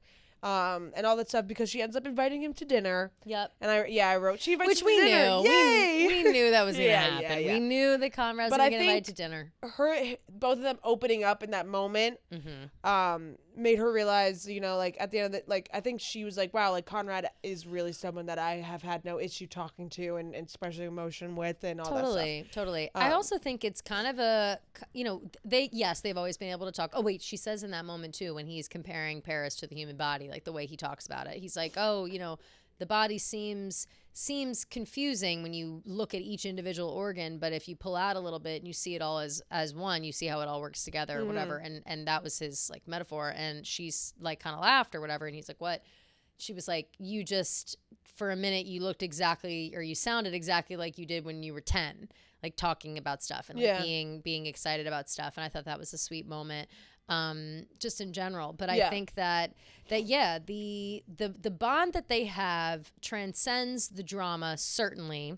And I think that Belly's hesitancy when she saw him at first showing up on her doorstep was just kind of a response of like, fuck, whoa, what? Yeah, for sure. But then now I think after, they've had the day together, they've expressed their emotions, they've clearly both grown a lot, they're different people now. And I think that now that she is more comfortable and she feels like she's set her own boundaries and they've been respected and Conrad's being communicative towards her in this moment or whatever, that she feels safe enough to invite him to the birthday party. 100%. I think maybe like a little bit of her was nervous that he would just be like, I love you, like let's run away together, For like sure, let's blow up your whole life. And totally. now I think she's realizing that, they're kind of on the same page. Right. It's a little more, it's very mature. Yeah. It's the most mature they've been together the whole time. 100%. Back at the cousin's house. Back in cousins. They're all at the cousin's house this time. Denise and Taylor are setting everything up. Taylor's being very anal about all the decorations. Steven finally shows up. And Taylor starts messing with him when he shows up to the house, being like, you know what, babe? Like, I think we should paint the apartment. And you know what? I actually think we should get a cat. Like, we should do all this stuff. And and Steven's like, wait, what? Like, where's this coming from? Whatever. Like, he's confused. Yeah, he's like, maybe we should like take a beat on the cat. And she goes, yeah, let's take a beat, you dick. Yeah. Let's take a beat, you dick. And then storms off. I was dying about that. Yeah. I wrote the same thing. So good. And I just love, I love that she's unleashing. Yeah. And it's like that. So that'll blow up later on. Yeah. And then wee back in Paris. Yep. Right away. Back. Thank We're God. back in Belly's apartment in Paris. Conrad's getting dressed, looking sexy. I love white button down. He has a moment where he like doesn't know where to sit. He like sits on her bed and then he like stands up. He's looking around. He's looking at all of her pictures of her friends. Sees the pictures of her and Benito. Which like some sexy is Benito's a photographer, right? Yeah. Like yeah. So a lot of photos like the with one Benito. of them like in the mirror was so cute. So cute. Yeah. First of all, I mean he's just so hot. It's yeah, like ridiculous. But he sees all that. He sees Junior Mint in the corner. The stuffed animal. He's like he says like, I'm so excited to see your friends. Yeah. While like looking at the picture of Benito. Yeah. Sees Junior Mint. Belly walks out. She looks gorgeous. Belly's looking not even just gorgeous. I'm gonna go ahead and say hot as fuck. Like, what the hell? First of all, again, the bob is bobbing. Dress, who you doing it for? It's too late. It's too late. It's too late to go home. It's alright. It's alright. It's alright. You know. Yeah. People forget that I wore a little black dress to the Midnight Memories tour. No, people literally forget. They always forget that I wore that, and they Yeah. shouldn't. I'm at Life. I went and I wore a little black dress. So she comes out looking hot as fuck. Conrad is absolutely gagged. Literally can't even breathe. You look really beautiful. Yep. Which was so sweet. Her bob is bobbing yet again. Yeah. Looks insane. The bob is bobbing. The bob has so much movement. It's really I need a breakdown of the bob. Like, is the bob real? Because again, we've not seen we need Lola to know if the bob is real. with a bob outside of this. So I need to know more about the bob. Except for like those videos. I think I sent you like one like blurry video of her with the around. bob. Yeah. Yeah. But was she in hiding? Like, her hair is long now. I mean, whatever. Who knows? But yeah, I do. No one's hair is ever as it seems. So I just never know what to even believe. Maybe they have a very high budget for the music and a very high budget for the wigs. Could be. Yeah. Could be. So she's finally getting ready, but she still has her bracelet. Mm-hmm. She asked Conrad if he can help her with the bracelet. I literally Sensual wrote, "Oh my God, I'm gonna cry." Yep. They have like this moment. Yeah, holding your breath for sure. Mm-hmm. This little, electricity moment between them. Oh my God. And then Belly cuts it with "We should go." And then gives him a little tussle. Yep. He goes, "How I look?" "How's my hair?" or whatever. And she like goes and messes up his hair and is like, "We're good." And leaves. I'm like, "You're so." And the next line I have right now, like they obviously show up at like the bar or wherever they're having Belly's birthday party.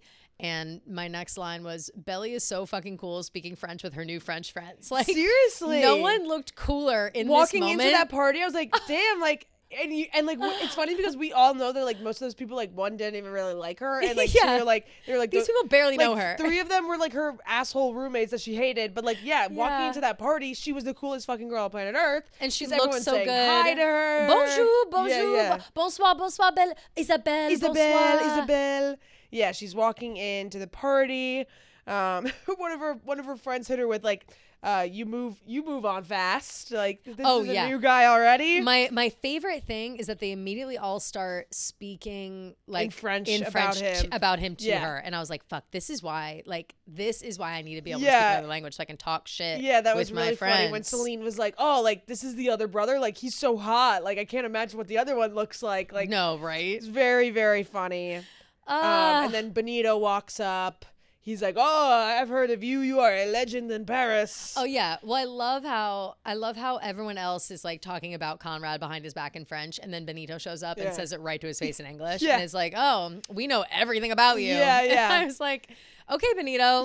He has no chill. I get it. I get it though. I get it. And something that I wrote down here was, when Conrad was talking to people and asking questions, he's referring to her as Isabel, which was very cute. Yeah, he picked up right away on the fact that they were calling her Isabel, and then he was referring to her as Isabel, which I thought was just a really mature thing. Yeah, I also loved. I wrote down too that he's meeting them all, and Celine gives him like the most intense double kiss I've ever seen. I'm like, Celine, back off, girl. Yes, that was very funny. And Conrad's just so cute throughout this whole time. Like he's not saying Belly is sitting next to Benito. I'm like, Benito or Benny is what I was about to say. Yeah. Belly is sitting next to Benito on like kind of the other end of the table. Oh, wait. Before that. Oh. Did I miss? They asked Conrad if he wants some wine, and Benito's like, oh, Belly, I have your birthday gift for you. Oh, right. Yeah. And he takes her to the back of the room, and she's like, oh my God, this present's so sweet. Everyone's like, show us. What is it?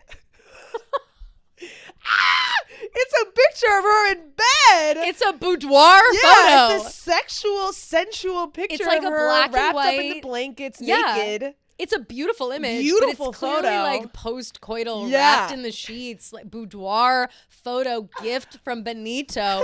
Absolutely marking his territory in front of Conrad. It was crazy. Yeah, I said, oh my God, Benito's present to her is a pic in bed. LOL. I can't help but like you're right, Benito. You did it. Yeah, Benito tried to big dog him, and it worked. Yeah, like that was everyone's jaws were on the floor. And honestly, props to Conrad. I said not the boudoir photo from Benito. No, seriously. Benito is so fucking jealous. Even though it is the bare minimum to like not freak out like over someone being jealous, like Conrad handled that very well. Extremely. He like looked at the picture. I think it hit him like a ton of bricks. Yes. And he just kind of swallowed it and moved on. Like he smiled. He didn't put on a puss face. He wasn't in a bad mood. Yeah, he took it with grace and moved on, and I appreciated that. But and then, very mature of him to do that too, because I do think that like that's also him being like, yeah, Belly's got a new life that I'm not a part of, and I can't be mad about a life, that she has. But yes, and then as you said, yes, they're all sitting at dinner. Conrad's so cute. Conrad's being so cute. They're like,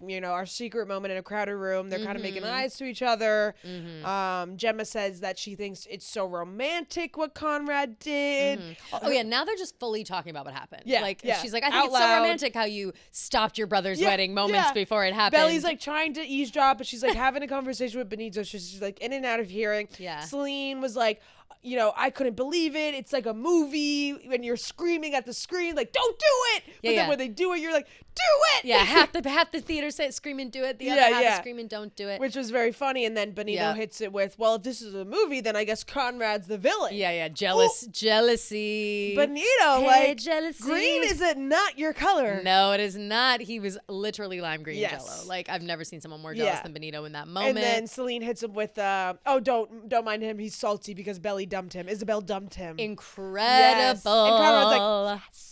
Yeah, Conrad's face is like, suddenly he's smug. Yeah, and then Benito starts being like, she was supposed to come to my abuela's 80th birthday, and I didn't come. Yeah, Belly 6 said, fuck weeks your ago. abuela. Like, I don't give a fuck. She's like, I'm all set on the abuela, whatever. Yeah, I do love that Belly is still like sitting next to him, straight up flirting with him. Like, their situationship. Yeah, of course. And she's not trying to celebrate abuela, but she's fine with him. I think I would be doing the same thing, like trying to make Conrad a little jealous a little bit. Duh. It's like human nature, I feel like. This was another moment where her bob was looking incredible, but she was like kind of sitting, like the way way she's sitting is just like with the bob she was falling. looking so fucking French. Yeah, so she was sophisticated. looking so French, so sophisticated. Yeah. So when Celine says like, oh, he's just salty, Belly's like, to make him feel better, kind of like, oh, don't worry, like you'll always be the boy that taught me how to ride a scooter. Yeah. And Conrad goes, well, I'll always be the boy who taught you how to ride a bike. Woo!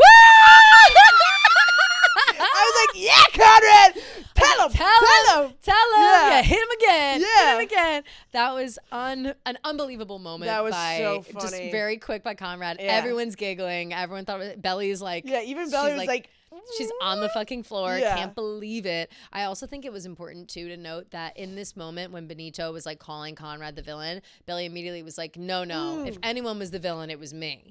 And even like Conrad looked like he was gonna jump in, but I think he knew it was not the time to like be like, no, hash this out right we don't now. We don't need to stake claim over who's the villain, me or you. You know what I mean? So. Yeah, and I thought that was very mature of Belly to have that outlook, but also like totally. It's not true. Like it's not. There's a lot. There's no set villain in this story. There's no set hero. It's everyone's flawed. Everyone makes mistakes, and it's just humans being humans. Everyone makes mistakes. Everyone has those days. Exactly. We're back in the cousin's house. The frat boys are the waiters. Redbird's the waiter, but now they have oysters instead of scallops. Taylor says, "Oh, just cook the oysters." Jeremiah has a Taylor's breakdown. He's like, "Oh, fine, I'll serve them raw with a watermelon mignonette." Yeah, of course. I guess I'll just serve them with a watermelon mignonette. Yeah. Okay, I guess so. Yeah. I guess so, Chef Jeremiah. Yeah, sure. The rental company forgot the dessert. The ramekins. Taylor's like, I'm gonna go get some more. Yeah. Jeremiah's like, where? She's like, I don't know. I'm gonna go into town. Yeah. I'm just gonna hope they're there. Steven offers to go with her. She goes, "No, I can do it alone. I'll have to get used to that. I better get used to this." Yeah. As soon as she walks out the door, Jeremiah's like, she knows about San Francisco. Yeah. And Denise, she says like she knows about San Francisco. Steven's like, "Oh fuck." Denise comes in, brings more bad news. Yep. It says your dad's here. Yep. Adam walks in. He's carrying more voof. He's got a case of champagne. I guess he was in charge of taking home all the alcohol. He what? Remember at the. Oh yeah, he said, right. I guess I'll take all this booze. We don't want it to go to waste. You're so right. But it's like he's a comedian. Like I said, Adam's still bringing champagne from the wedding. He's a comedian, and that's the first thing Jeremiah goes, champagne from my wedding. And he goes, well, I hate for it to go to waste. And again, Adam is not wrong. Like he's not wrong. This is the perfect moment to bring a case of champagne. Like, this is the thing. Yeah, that was very, it's just very so funny that this wedding, like this champagne is never ending. Like, Adam was not invited. Also, No. He's like, "Oh, my invite must have gotten lost in the mail." Yep, he's upset about not being invited. Yeah, and Jeremiah is saying, this is when they kind of have that moment. Yeah, I have Jeremiah's talking to Denise in the kitchen. He's like, now, my dad, he's got to watch my whole life blow up, and now he gets to watch this blow up. Yep. And he says like the house makes him feel like the loser he was when he left it. I'm feeling like a loser being back in this house. Yeah. And Denise is like reassuring him. She says, don't let the past take this house away. Which I thought that was great advice. I wrote the same thing. Yeah, don't let the past take this place away from you. I wrote all caps, facts, Denise. Yeah, straight up. Denise always has great advice. She really does. She's a smart bitch. I like Denise. Yeah, we like Denise. And this is when they have like a little bit of a moment. I was like, this is going somewhere where I did not expect it to go. Okay. I said, oh my God, are those vibes between Denise and Jeremiah? Yes, definitely palpable vibes. Is this no? Okay. Later on. Then we're back in Paris. Belly and Conrad are sitting together finally at the table. She's opening gifts from everybody. She asks him where her present is, and he kind of is like, oh, he doesn't really say anything. In like the funniest way too. Like she knows. Yeah. Like she turns to him. She's like, "Where's my gift?" Yeah. Like, and I love that she did that. I love that she like made it's a flashback too to like when he cousins. didn't bring her. Yeah. And I think it's so cool how she's able to like Belly's in control now, and you can tell, Yeah. And I just love how Conrad is squirming, and Belly is like, me too. This is my house. I love that too. Yeah. And her friend in French goes, "He's the gift. Like you're he's gonna unwrap it later." Yeah. Which is so funny. I love Belly's that. laughing. Belly's rolling her eyes. Yeah. She's like, oh, maybe. Yeah, a little extra present that she got from Celine was a joint. Yep. They're passing it around. So cool also. Just like everything about this dinner for Belly's birthday is the coolest shit I've ever fucking The candles, seen. the setup, the way the table looks. Yeah. Like it's not even that fancy. It's just like no. It's just a bunch of French mess and it's awesome. And it's like, perfect. It's God, so it's like cool. aesthetically beautiful. Yeah. So cool. Conrad's asking about Benito. He's like, so Benito's not your boyfriend. Yep. Belly says, I never said he was. She's like, oh, he's just another, never said he was my boyfriend. Yeah, never said he was. Then the joint gets passed to her. She smokes it. Conrad says, I thought that you said weed messes with white matter. Yep. Flashback to the pool. Yep.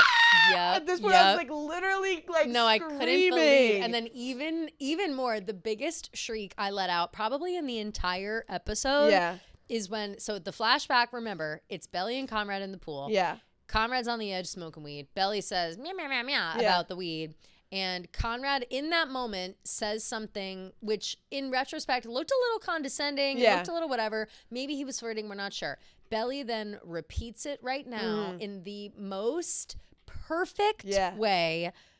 So you memorize every little thing I've said. Yeah. I love Gia. Screaming my lungs out. Yeah. I couldn't believe it. Yeah. And the way she says it, she literally has the joint. So you memorize everything I said. And doesn't Conrad go, yeah. He goes, yes. Yeah, he literally goes, yes. Like so quietly and softly. He's just, yes. Believable so moment. Cute. Oh my God. Such a good moment. Yes, such a good Belly's callback. Belly's boss bitch. And boss then bitch. she Parisian Belly is so fucking cool. Wow. Yeah, she is cool. I loved that callback to that line. Love. Yeah, and then she hands him the joint. He hands the joint away in like the coolest way ever, like suave way ever. Yeah. Because he's a doctor now. Yes, he can't smoke. He's a doctor. He's got work to do. So we're back in Cousins. The event's going on. It's revealed that Kaylee left Adam. Shocker to no one. I have here. Kaylee left Adam. LOL. And then next line is Adam drunk. I think Adam's just like lost all of his inhibitions. He just like doesn't care anymore. He's sitting there with Laurel and John, which again, John not looking so good. I'm telling you. And I meant to bring this up from last episode. John looking around for the Pepsid and whatever. Some people were like, it was just the most obvious like branding of all time, like a brand deal. God bless. Yeah. Where like clearly Pepsi paid to be in there. Right. But so many people were DMing me being like, oh my God, I thought the same thing. I thought he was gonna have a heart attack. Yeah. I thought something was going on, like whatever. And so we got this movie coming. We are not out of the weeds on a John heart attack. No. So I just want I'm not wishing for it. Yeah. But I wasn't the only one that are... thought that. And I knew it was just like a little too much time there. So yeah, John's sitting there and he's not really contributing much. No, he asked John if Adam asked John if he's like seeing anyone. John says no, so he looks at Laura. He's like, so that means you're not getting any, which was hilarious. Truly so hilarious. Yeah, they're all just like and then he kind of just starts like messing with Laurel, saying that they should go on a singles cruise. Yep. They're just messing with each other. Laurel says, like, no wonder Jeremiah didn't invite you. Well, wait, Adam says you in a little two-piece, what does he say? Like in a crochet two-piece on one of the, like he was being a little pervy, Adam. Yeah. I was like, watch your mouth, drunk ass. Well, so what I think someone DM'd me this, but it was Adam and Laurel that dated. And then Laurel was like, you and Susanna should date instead. In the book. Oh, I didn't know that. Yeah, I know. I forgot about that too. Have they ever discussed that in No, not on the show. Series? Yeah. People couldn't comprehend that. They like would never get over that. Yeah. Interesting. Yeah. Because that was like a weird flirty. Like that's when I thought Adam was drunk because I was like, he's being really like bold right now. Yeah. Talking about Laurel in like a two-piece bikini on a fucking singles cruise. I know. I think he says like doesn't he literally say like it's a floating fuck fest or something? Like he says something super vulgar about it. He might not literally say fuck fest, but I kind of feel like he did. I don't know. I was kind of zoned out during this part. He says something inappropriate in that time where I was like, damn, Adam, okay. Hey, and that's when Laurel hits him with the no wonder Jeremiah didn't invite you. Adam's like, oh, good, like whatever. He gets it from the table. He's like acts offended, but like you can tell he like doesn't take it to heart. He doesn't actually care, yeah. John's like, damn, like you didn't hold back. That was cold. Yeah, that was cold. Laurel's, they're talking him and John. Laurel says that she misses Belly, talking about how, during her second birthday or third birthday, she had got cake all over her face. Redbird comes in to serve them the wine, and they cheers to Belly. Cheers to Belly, who's turning 22, by the way. I don't know about you. I expected... Like there was nothing I expected more than this entire series to end on 22. Yeah, like I just because of that. Like I didn't realize she was turning 22. We're back in Paris. They are are they still in the bar? They're still at the restaurant. Walking? No, they're still at the restaurant because they sing happy birthday to her. And Right, she's got the cake. Right.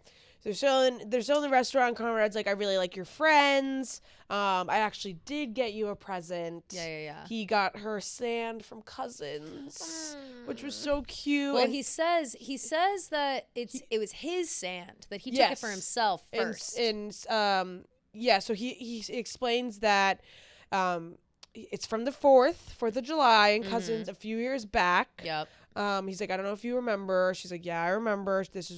We saw those scenes actually when she was with Jer, and Jer's trying to kiss her in the beach chair, and she's like not really reciprocating because Conrad's sitting right there. Yep. And he said that he knew he wasn't gonna be back in Cousins for a long time after that. So he took the sand with him to remember and feel closer to everyone, which was so sad. To think of home, really sad. Like, so sad. Really, really sad. And Belly was, I think, Belly started to realize like, wow, he really did like care for me like since the start. Yep. And she kisses him on the cheek, says thank you. I thought she was going for the lips at first. I thought so too. Yeah. It was a very sensual kiss on the cheek. Yeah. Then they come in with the cake. They sing happy birthday to her. Yeah. And then I have She's So Pretty. Yep. She literally looks so gorgeous in the candlelight. Conrad looks so beautiful. I have chills and tears while she looks across the cake and sees Conrad. Yeah. It's like they hold the cake between them and Conrad. The smile on Conrad's face. I said that's the biggest I've ever seen Conrad smile. Oh my God. Yeah. It was like. And I said, then in my notes I have, I'm crying. Immediate tears. Yeah. Like it was just such a sweet moment. Like I was so happy for both of them in that moment. Yeah. And it just is like, oh my God. Very sweet moment. Unreal. We're back in Cousins. Taylor shows up with the ramekins.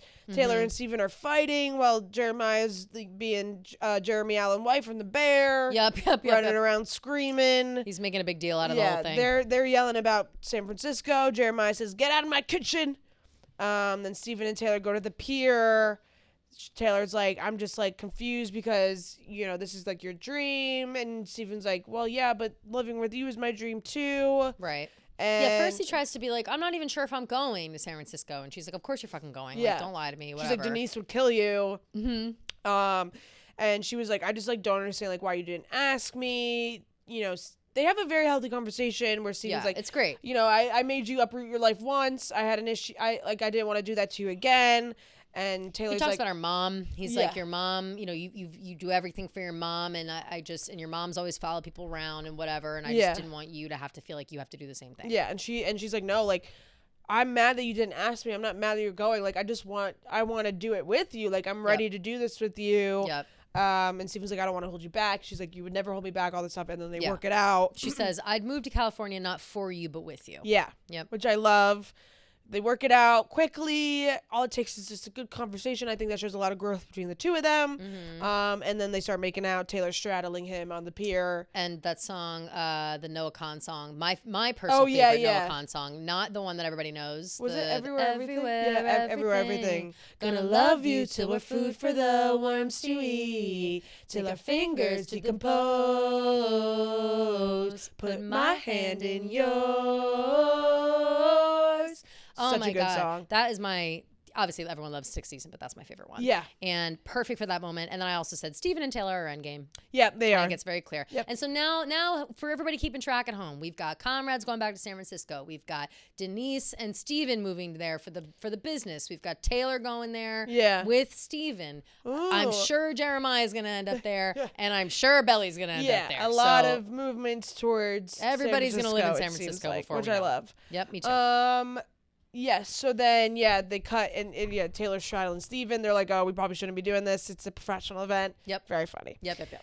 Back in Paris, Belly and Conrad are walking through the Paris. streets of Paris. He asks her if he should call her Belly or Isabel. Yeah, do you want me to call you Isabel now? Yeah. And I was like, and he, by the way, was so sincere about that. Yeah. He wasn't like, oh, should I call you Isabel? Because your friends call you that. Like, he was really like, do you want me to call you Isabel now? Like, sorry, I keep calling you Belly. Yeah. And she's like, no, like. She thinks about it for a minute. Yeah. She's like, I want you to keep calling me Belly, which is very cute. And I think that was like a little bit of a foreshadowing to like at the end of the day she'll always be Belly, like she'll always be that little girl that she once was. Of course, especially to Conrad. Yes, with Conrad. She says that her birthday was perfect, and then they start kind of like getting to this deep talk about how Conrad felt like at first she was doing this. She went to Paris kind of as a punishment to herself. Yeah. He said, like, I thought you came here to exile yourself. So you like didn't have to like face your issues, but also like didn't cause more problems. Because I was doing that too. Like that's exactly what I did when I went to San Francisco. Yep. And now that I'm here, I can see that that's not the case. I can see that you're not hiding out. You didn't exile yourself. Like you're doing great. And Belly's like, well, actually, that's not how it was in the beginning. Yeah. In the beginning, I did very much do this as a punishment to myself. Like, I was hiding out at first, and it was hard, and it was lonely, and I thought I deserved it. Yeah. Yeah. And very mature conversations. Yeah. And also interesting that Conrad notices, and, you know, this is, in real life, this is how things always happen, is like, you start recognizing patterns in other people because you've experienced these patterns yourself, and you don't notice it in other people until you know it yourself. So sometimes people, like I've experienced this in more in reverse than I have in the way of Conrad, where like he does it first and then he sees somebody else doing it. Yeah. That happens all the time. But in the other way, from Belly's perspective, I feel like it happens a lot where things happen and someone disappoints you and things are done to you or whatever, but then you go through something similar and you start to understand why that person did what they did or why they acted the way they acted. And I feel like this moment and this discussion for the both of them is like not only cathartic, but acknowledging that both of them have like been through some shit and in different ways, but they both kind of coped in the same way and felt like they needed to do what they needed to do. And it seems now they're both kind of coming out on the other side of it. It's kind of like that conversation with Conrad and Jeremiah where they're like, first, like, for a quick second, you know, you have to put yourself in the other person's shoes, and your story is, like, probably more similar than you think it is. Absolutely. So then, Belly's like, I thought I deserved it. I thought I deserved, you know, being by myself, being lonely. And Conrad's like, you know, bringing back the past conversation, he's like, you're not the villain here. Yeah. She says, I am. Like, I broke your family up. I ruined everything. And he goes, well, we all broke it up. Yeah, like, we all broke up the family. We all did this, and we were kids. Yeah. And like, again, they were kids. They're so young during this whole thing. They were like 16 and 18. Yeah. Ugh. Yeah. They were kids. So then they kind of start talking about Jer. Conrad says that Jeremiah knows that he's there. He said that Jeremiah said good luck, which was funny. Yeah, he goes, Jer knows I'm here. And Belly's like, looks like she's seen a ghost. She's like, well, what do you say? So he said good luck. And she goes, like, good luck or good luck. Yeah. And he's like, well. It depends on the time of day. Yeah. And then Conrad's like, I like being under the same moon as you. Well, I mean, yes. This is where I also started breaking down. And I think from this point forward, like, I was screaming and crying throughout the rest of the episode. Seriously, same. They look up. It's a full fucking moon. Yeah. You know how the moon gets me. Yes. Full moon. He says, I like being under the same moon as you again. Yeah. Or I love being on the same moon as you again. I wrote, I'm sick, all caps. Literally couldn't believe this moment. I know. Like, I cannot think of a dream more than this. Seriously. And can I also say that I know that we've talked shit about Paris on this podcast a million times, and we've been there a few times, and we have feelings, whatever. I have never been a girl that has, you know how some people are like, Paris, romance, whatever, the city. Like, I've never been that about Paris for some reason. Like, I'm a romantic person. Yeah. Paris has never been that for me. And in this moment where they're walking in the moon and whatever, I'm like, oh, no, I get it. Like, this is finally at like almost age 35, I understand why Paris is. Paris is for lovers. Yeah, you know? for sure. So, maybe because we both have never been there with someone that maybe we that's love. It. Yeah. But yeah, probably. So they're having this moment. Yeah. Conrad's about to say something. He goes, Belly, and Belly interrupts. She goes, I want to take you to one last place. She says, I know a spot. I know one more spot. I know a spot. I know a place. I know a spot. I know one She's more spot. She's always knowing a spot. Yeah. And then we're back. Cuts to back in Cousins. We're in the kitchen with Denise and Jeremiah. She's the taste tester for the dessert. She's like, Oh my God. She's like very sexually eating the dessert. She's loving it. But wait, this just reminded me.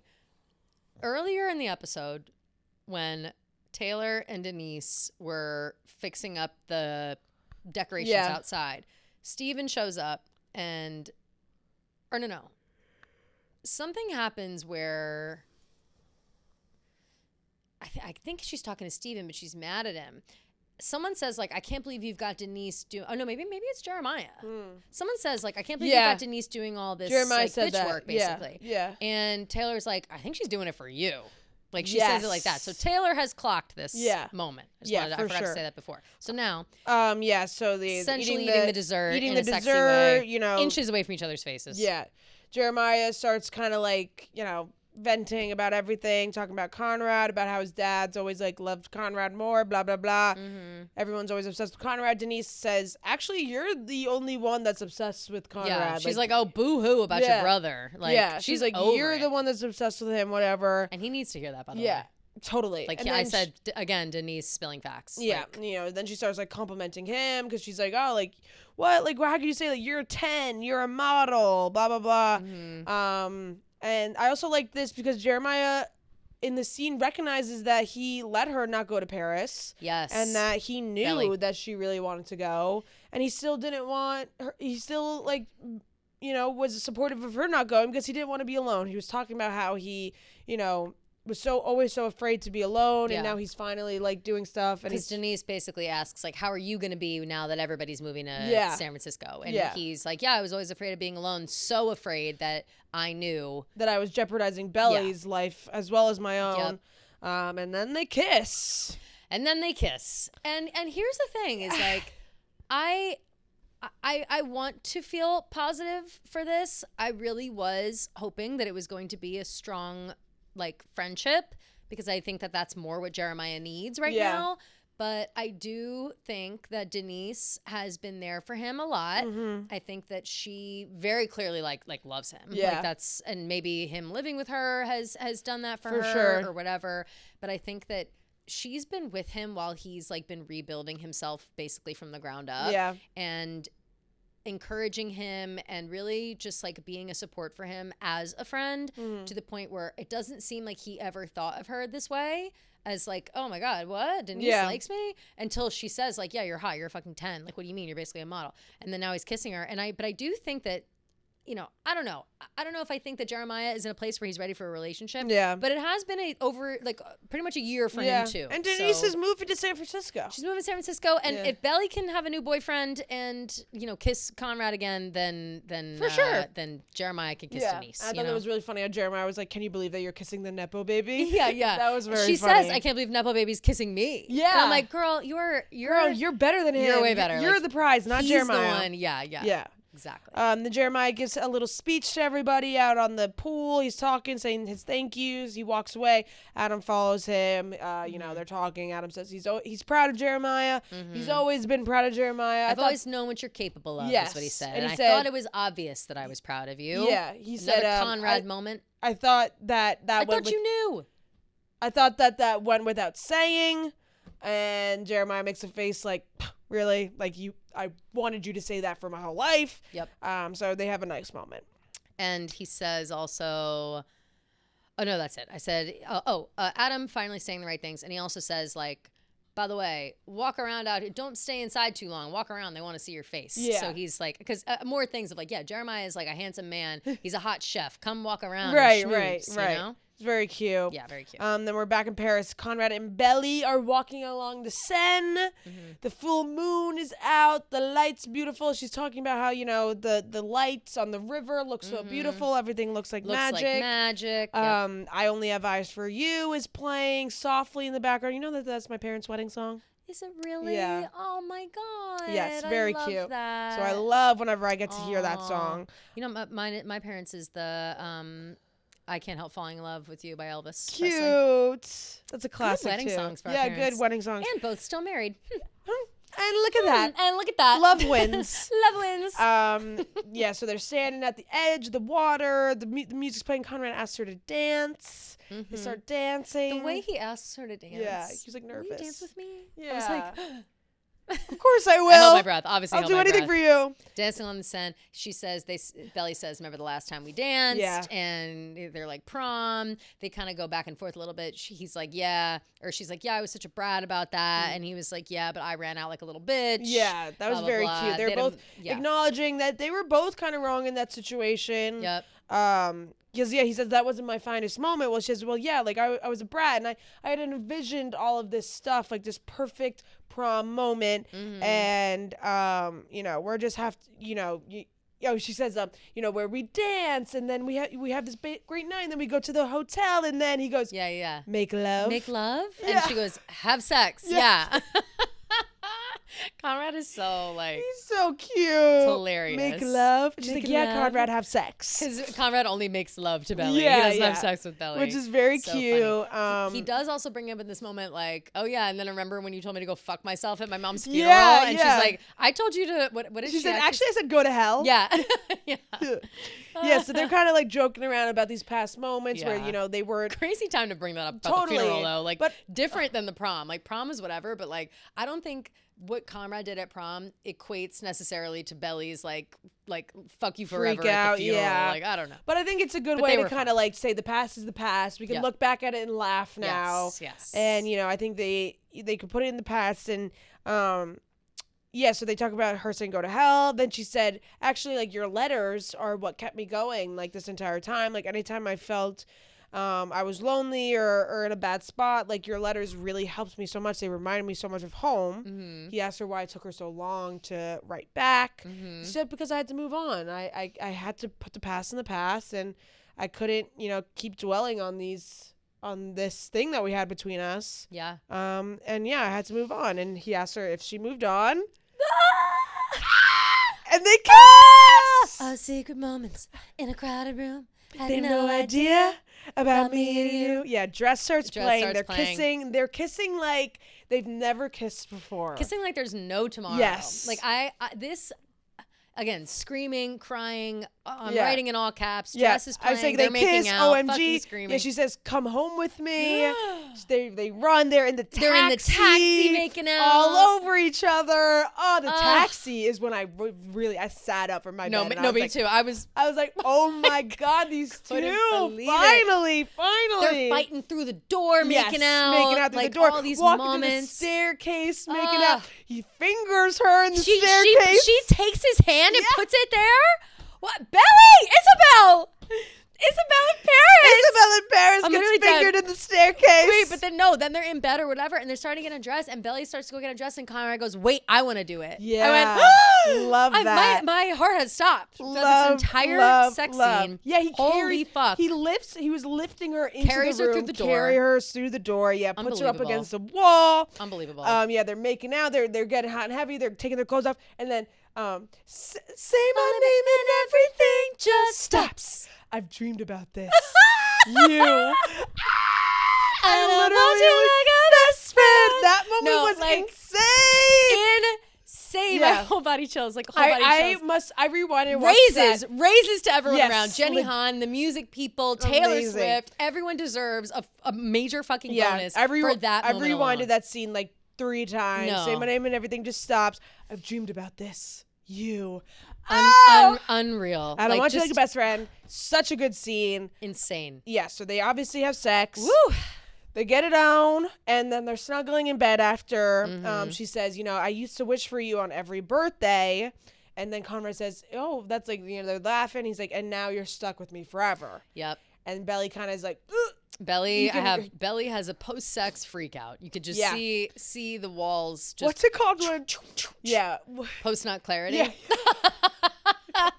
Yeah, Belly's having some post-nut clarity. Belly's got post-nut clarity. She's going, oh fuck. Yeah. Conrad Fisher is in my bed in Paris. We just had sex, and he says that now I'm stuck with him forever. Yeah. I've done all this work to undo what had been done my entire life. Yeah. This is crazy. I need him out of here. And I've never related to Belly more than I did in this moment. Yeah, seriously. Like, this was. She's like, oh my God, my attachment problems. No way. Yeah, you can totally read it on her face. You can read it on her body language.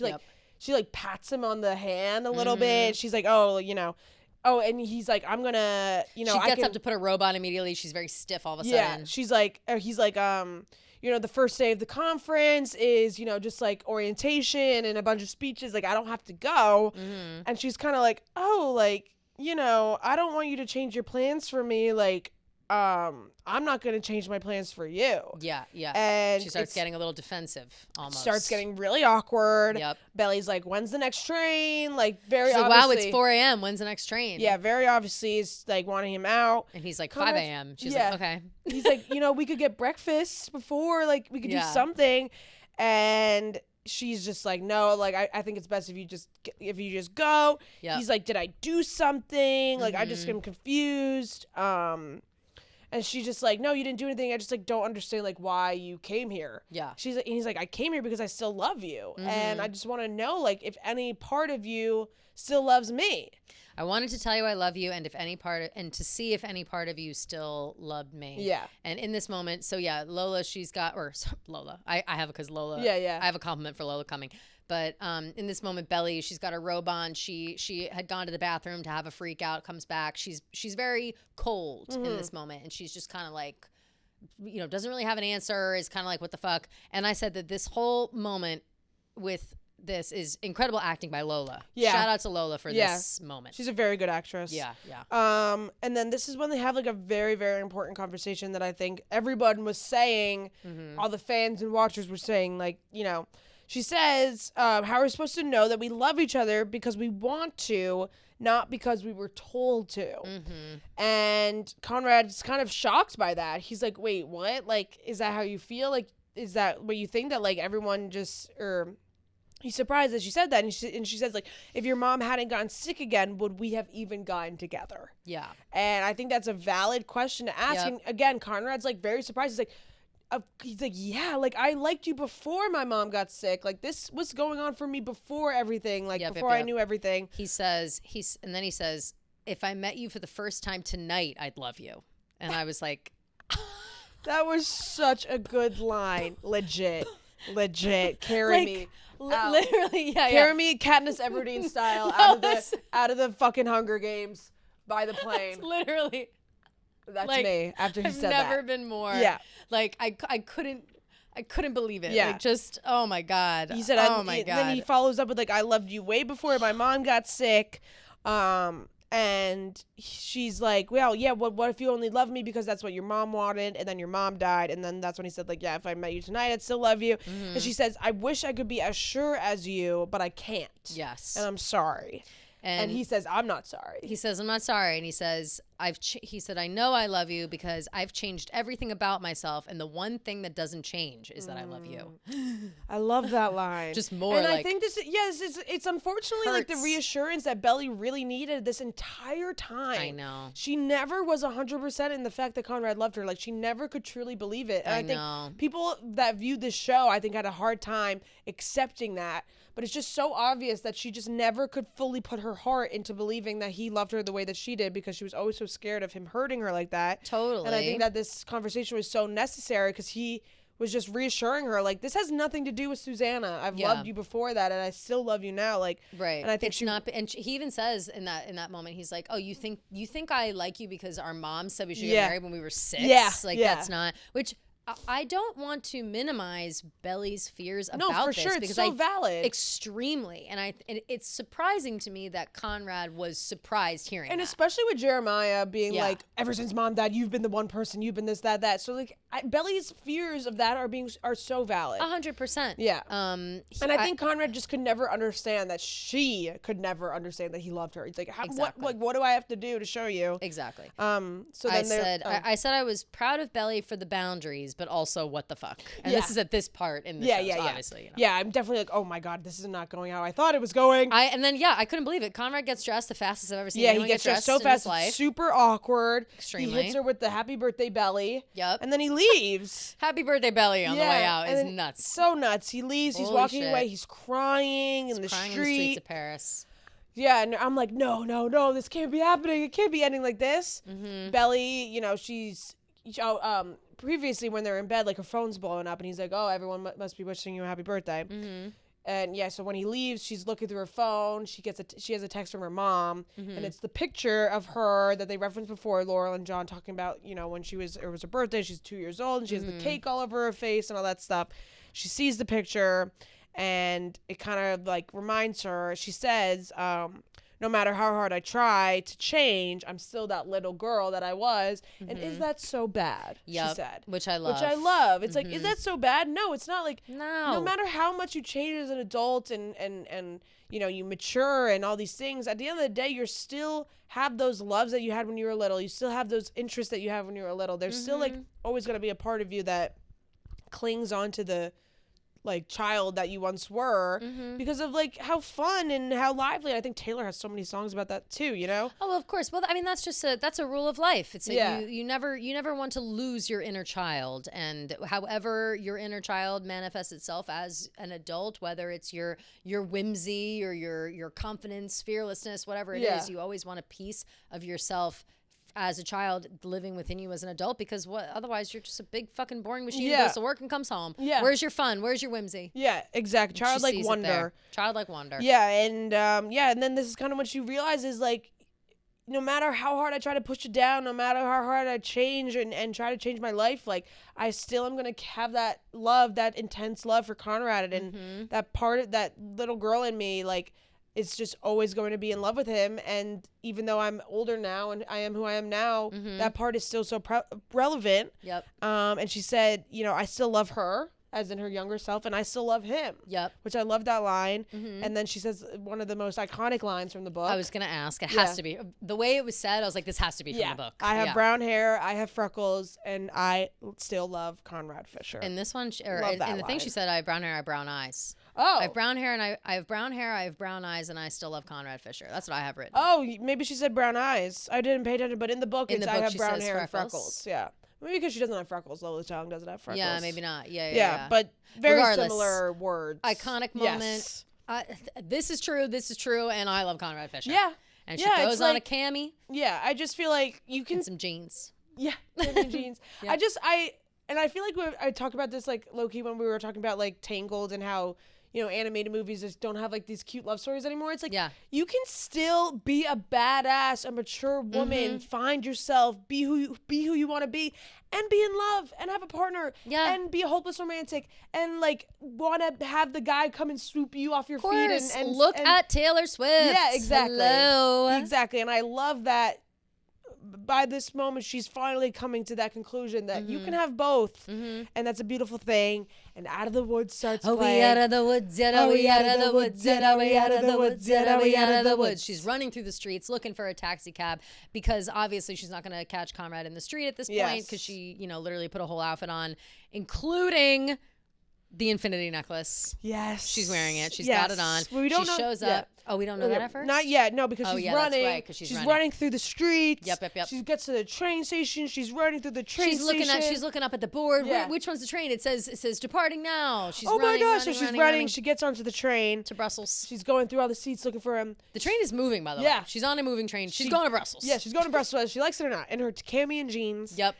She gets no wallet, no purse. Nope. She finally sees him. She goes, "Is this seat taken?" He turns to her. He's crying. So cute. He was already crying on the train, which is hilarious. And she's like, "I choose." It's the first thing she says, like, "I choose you. I choose you out of my own free will." Yep. Which I loved. And then that's when she turns the necklace around and realizes. The necklace. But let me. I just liked it, but what she said was so beautiful. No, I thought I liked it. Poop. Oh shoot! Did you send it in the chat? No, it was like what Belly said. Instead of saying "I love you," she was like, I choose you in every life," like all this stuff. Oh wait, I saw that too. Like, I choose you, right? I choose you in every life. Yeah, fucking poop. I literally just. Here it is. Oh yeah. It's if there are infinite worlds, if there are infinite worlds, every version of me chooses you in every one of them. Yeah.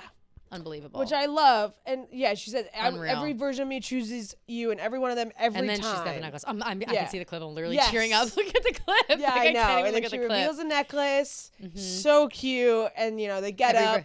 If there are infinite worlds, every version of me chooses you in every one of them. Yes. Yep. Loved that line. Oh, my God. And, again, at the end of the day, it was always their story. It was always Belly and Conrad's story. It was nobody else's. Always. Infinite worlds, infinite different outcomes. You know what's so funny? They always end up together. Have you seen, are you a Black Mirror fan? No. There's an episode called "Hang the DJ." I believe I love that one, like, though. oh, you know it. Yeah. So it reminds me of that. Yeah, it does. Where the premise of the episode is like you go in, you're trying to find your soulmate, and it's like a simulation thing, whatever. I won't spoil it because it is actually really good. It's the best Black Mirror episode. I think it's like season 3 or 4. It's called "Hang the DJ." It's fantastic. Yeah. Excellent episode. And if you like this, you'll really appreciate that. Mm-hmm. So then they have this big, nice kiss. Mm-hmm. Where they come together. It's so beautiful. Oh my God. And then fucking Scott Street. by Phoebe Bridgers starts playing. Like, actually, again, Katniss Everdeen, rip me apart. Carry me out of the venue because I'm at this point in the show, I'm not, you know, the meme of like, it's like a fox or something and it's like all beat up and it like looks like it's like sitting there and it looks like shit. Yeah. That's yeah, me. Seriously. Anyway, Don't Be a Stranger. Like, that song fucking makes me cry. Every time I hear it, the bike ringing, like the bike bells ringing in the background. Everybody's laughing at the table and Cousins. Jeremiah's thing went off without a hitch. Everyone's laughing, having a good time. Then it's Belly and Conrad. They're in now. Conrad's downgraded a little bit to the Mini Cooper. Yep. The Range Rover's gone. He's in the Mini Cooper now. He's in San Francisco, you know, conserving energy. Yeah. Good gas mileage. Sure. She looks so beautiful in this yellow dress. They're driving through Cousins. She says, during that flashback of everyone, or not flashback, but during the montages of everybody laughing during Jeremiah's event, she's like, that I didn't go back to Cousins that summer. Yep. But I did go back the summer after that. Well, she says I did go back eventually. Okay. So, because in my head, I was like, when exactly is she coming back? I assume it's the following summer, just based on how they look or whatever. But she said I did go back eventually. Yes. So, yeah, this was them coming back. They look so beautiful. Conrad looks so handsome. The light's shining perfectly. She's looking out the window, as she always does. They pull up to the cousin's house. They walk in, and, like, they walk out onto the pool and the backyard. Scott Street's playing. And the episode ends. And it just ends and it pulls out. And then it shows the scrapbook, Christmas in Paris. Which is very just cute. Belly and Conrad opening gifts. And I was like, who's taking these pictures? Yeah, I wondered that too. Who was taking these photos? Maybe cute they had a tripod. But yeah, very cute montage. And just a beautiful way to end. Perfect song, Scott Street. It's just a perfect song to use for that moment. Yep. Yeah, they're finally coming back to the cousin's house as a couple, as everything should be. I was hoping maybe they would walk into the house and like everyone would be there. I was hoping that too. But I'm thinking it was thinking gonna be a party. Yeah, but if we got a movie coming, I'm not worried. Yeah, and then you get that letter from the end. The letter at the end, we won't read it. You guys got to see the letter from Jenny Han. Yeah. I sobbed my eyes out at the letter from Jenny Han. Like, I was crying. Like, it was just a nice, basically it was like, thank you guys for being on this, this trip with us. 3-year journey. Like, it's actually so insane. It's amazing. Yeah. So make sure you watch the episode. Yeah, and then at the end, Jenny Han, like, and maybe, like, we'll all return to Cousins. Who knows? Sometime soon. Who knows? Yeah, maybe we'll meet in Cousins again one day or whatever. Yeah, who knows? Blah, blah, blah. Something I wanted to read quickly before we end is this account, Swiffer Updates, went and listed out all of the Taylor Swift songs that were used in the series after 3 seasons, and I'll read them quick. Yeah. We've got Lover, Cruel Summer, False God, Twice, The Way I Loved You, This Love, Hey Steven, Invisible String, Sweet Nothing, Delicate, Snow on the Beach, featuring Lana, Bigger Than the Whole Sky, Exile, You're Losing Me, Robin, LOML, Cardigan, You're on Your Own Kid, How Did It End, I Can Do It With a Broken Heart, The One, Dress, Out of the Woods, August, Back to December, Daylight, and Red mashup for the trailer. Just an absolutely outrageous music budget on this whole show. A little piece of me was hoping that they would bring back The Way I Loved You. You've been saying as that. A little, I know. As a I little thought that callback, for you. But I appreciated maybe like just leaving things as it is. Also, her scuffing her hair is a callback to him messing with her hair. Yeah, I really loved. Yeah, I mean, every Taylor song was fucking perfect for every moment. Shout out to Taylor Swift for making the show what it is, because without her music, I don't think it would have like as crazy of an impact as it does. I completely agree. Yeah. I tweeted that. I said Taylor's music really made, like, I loved the show. I thought it was fabulous, and I as someone who never read the books, I didn't know what to expect. I definitely am going to go back and read the books now. I'm very excited to do that. Yeah. Maybe I'll do that literally this weekend. But I think that is definitely what kept me and what drew me in. The music throughout, not even just the Taylor Swift music, was just so perfect. The We Can't Be Friends dance mashup montage was like so perfect. So unbelievable. Yeah. But I think that Jenny Han, enlisting the help. Clearly, they had some sort of deal with Taylor to be able to use 20 songs of hers interchangeably. And whatever kind of input that she had in, whatever kind of conversations that they had, I think it made it all the better.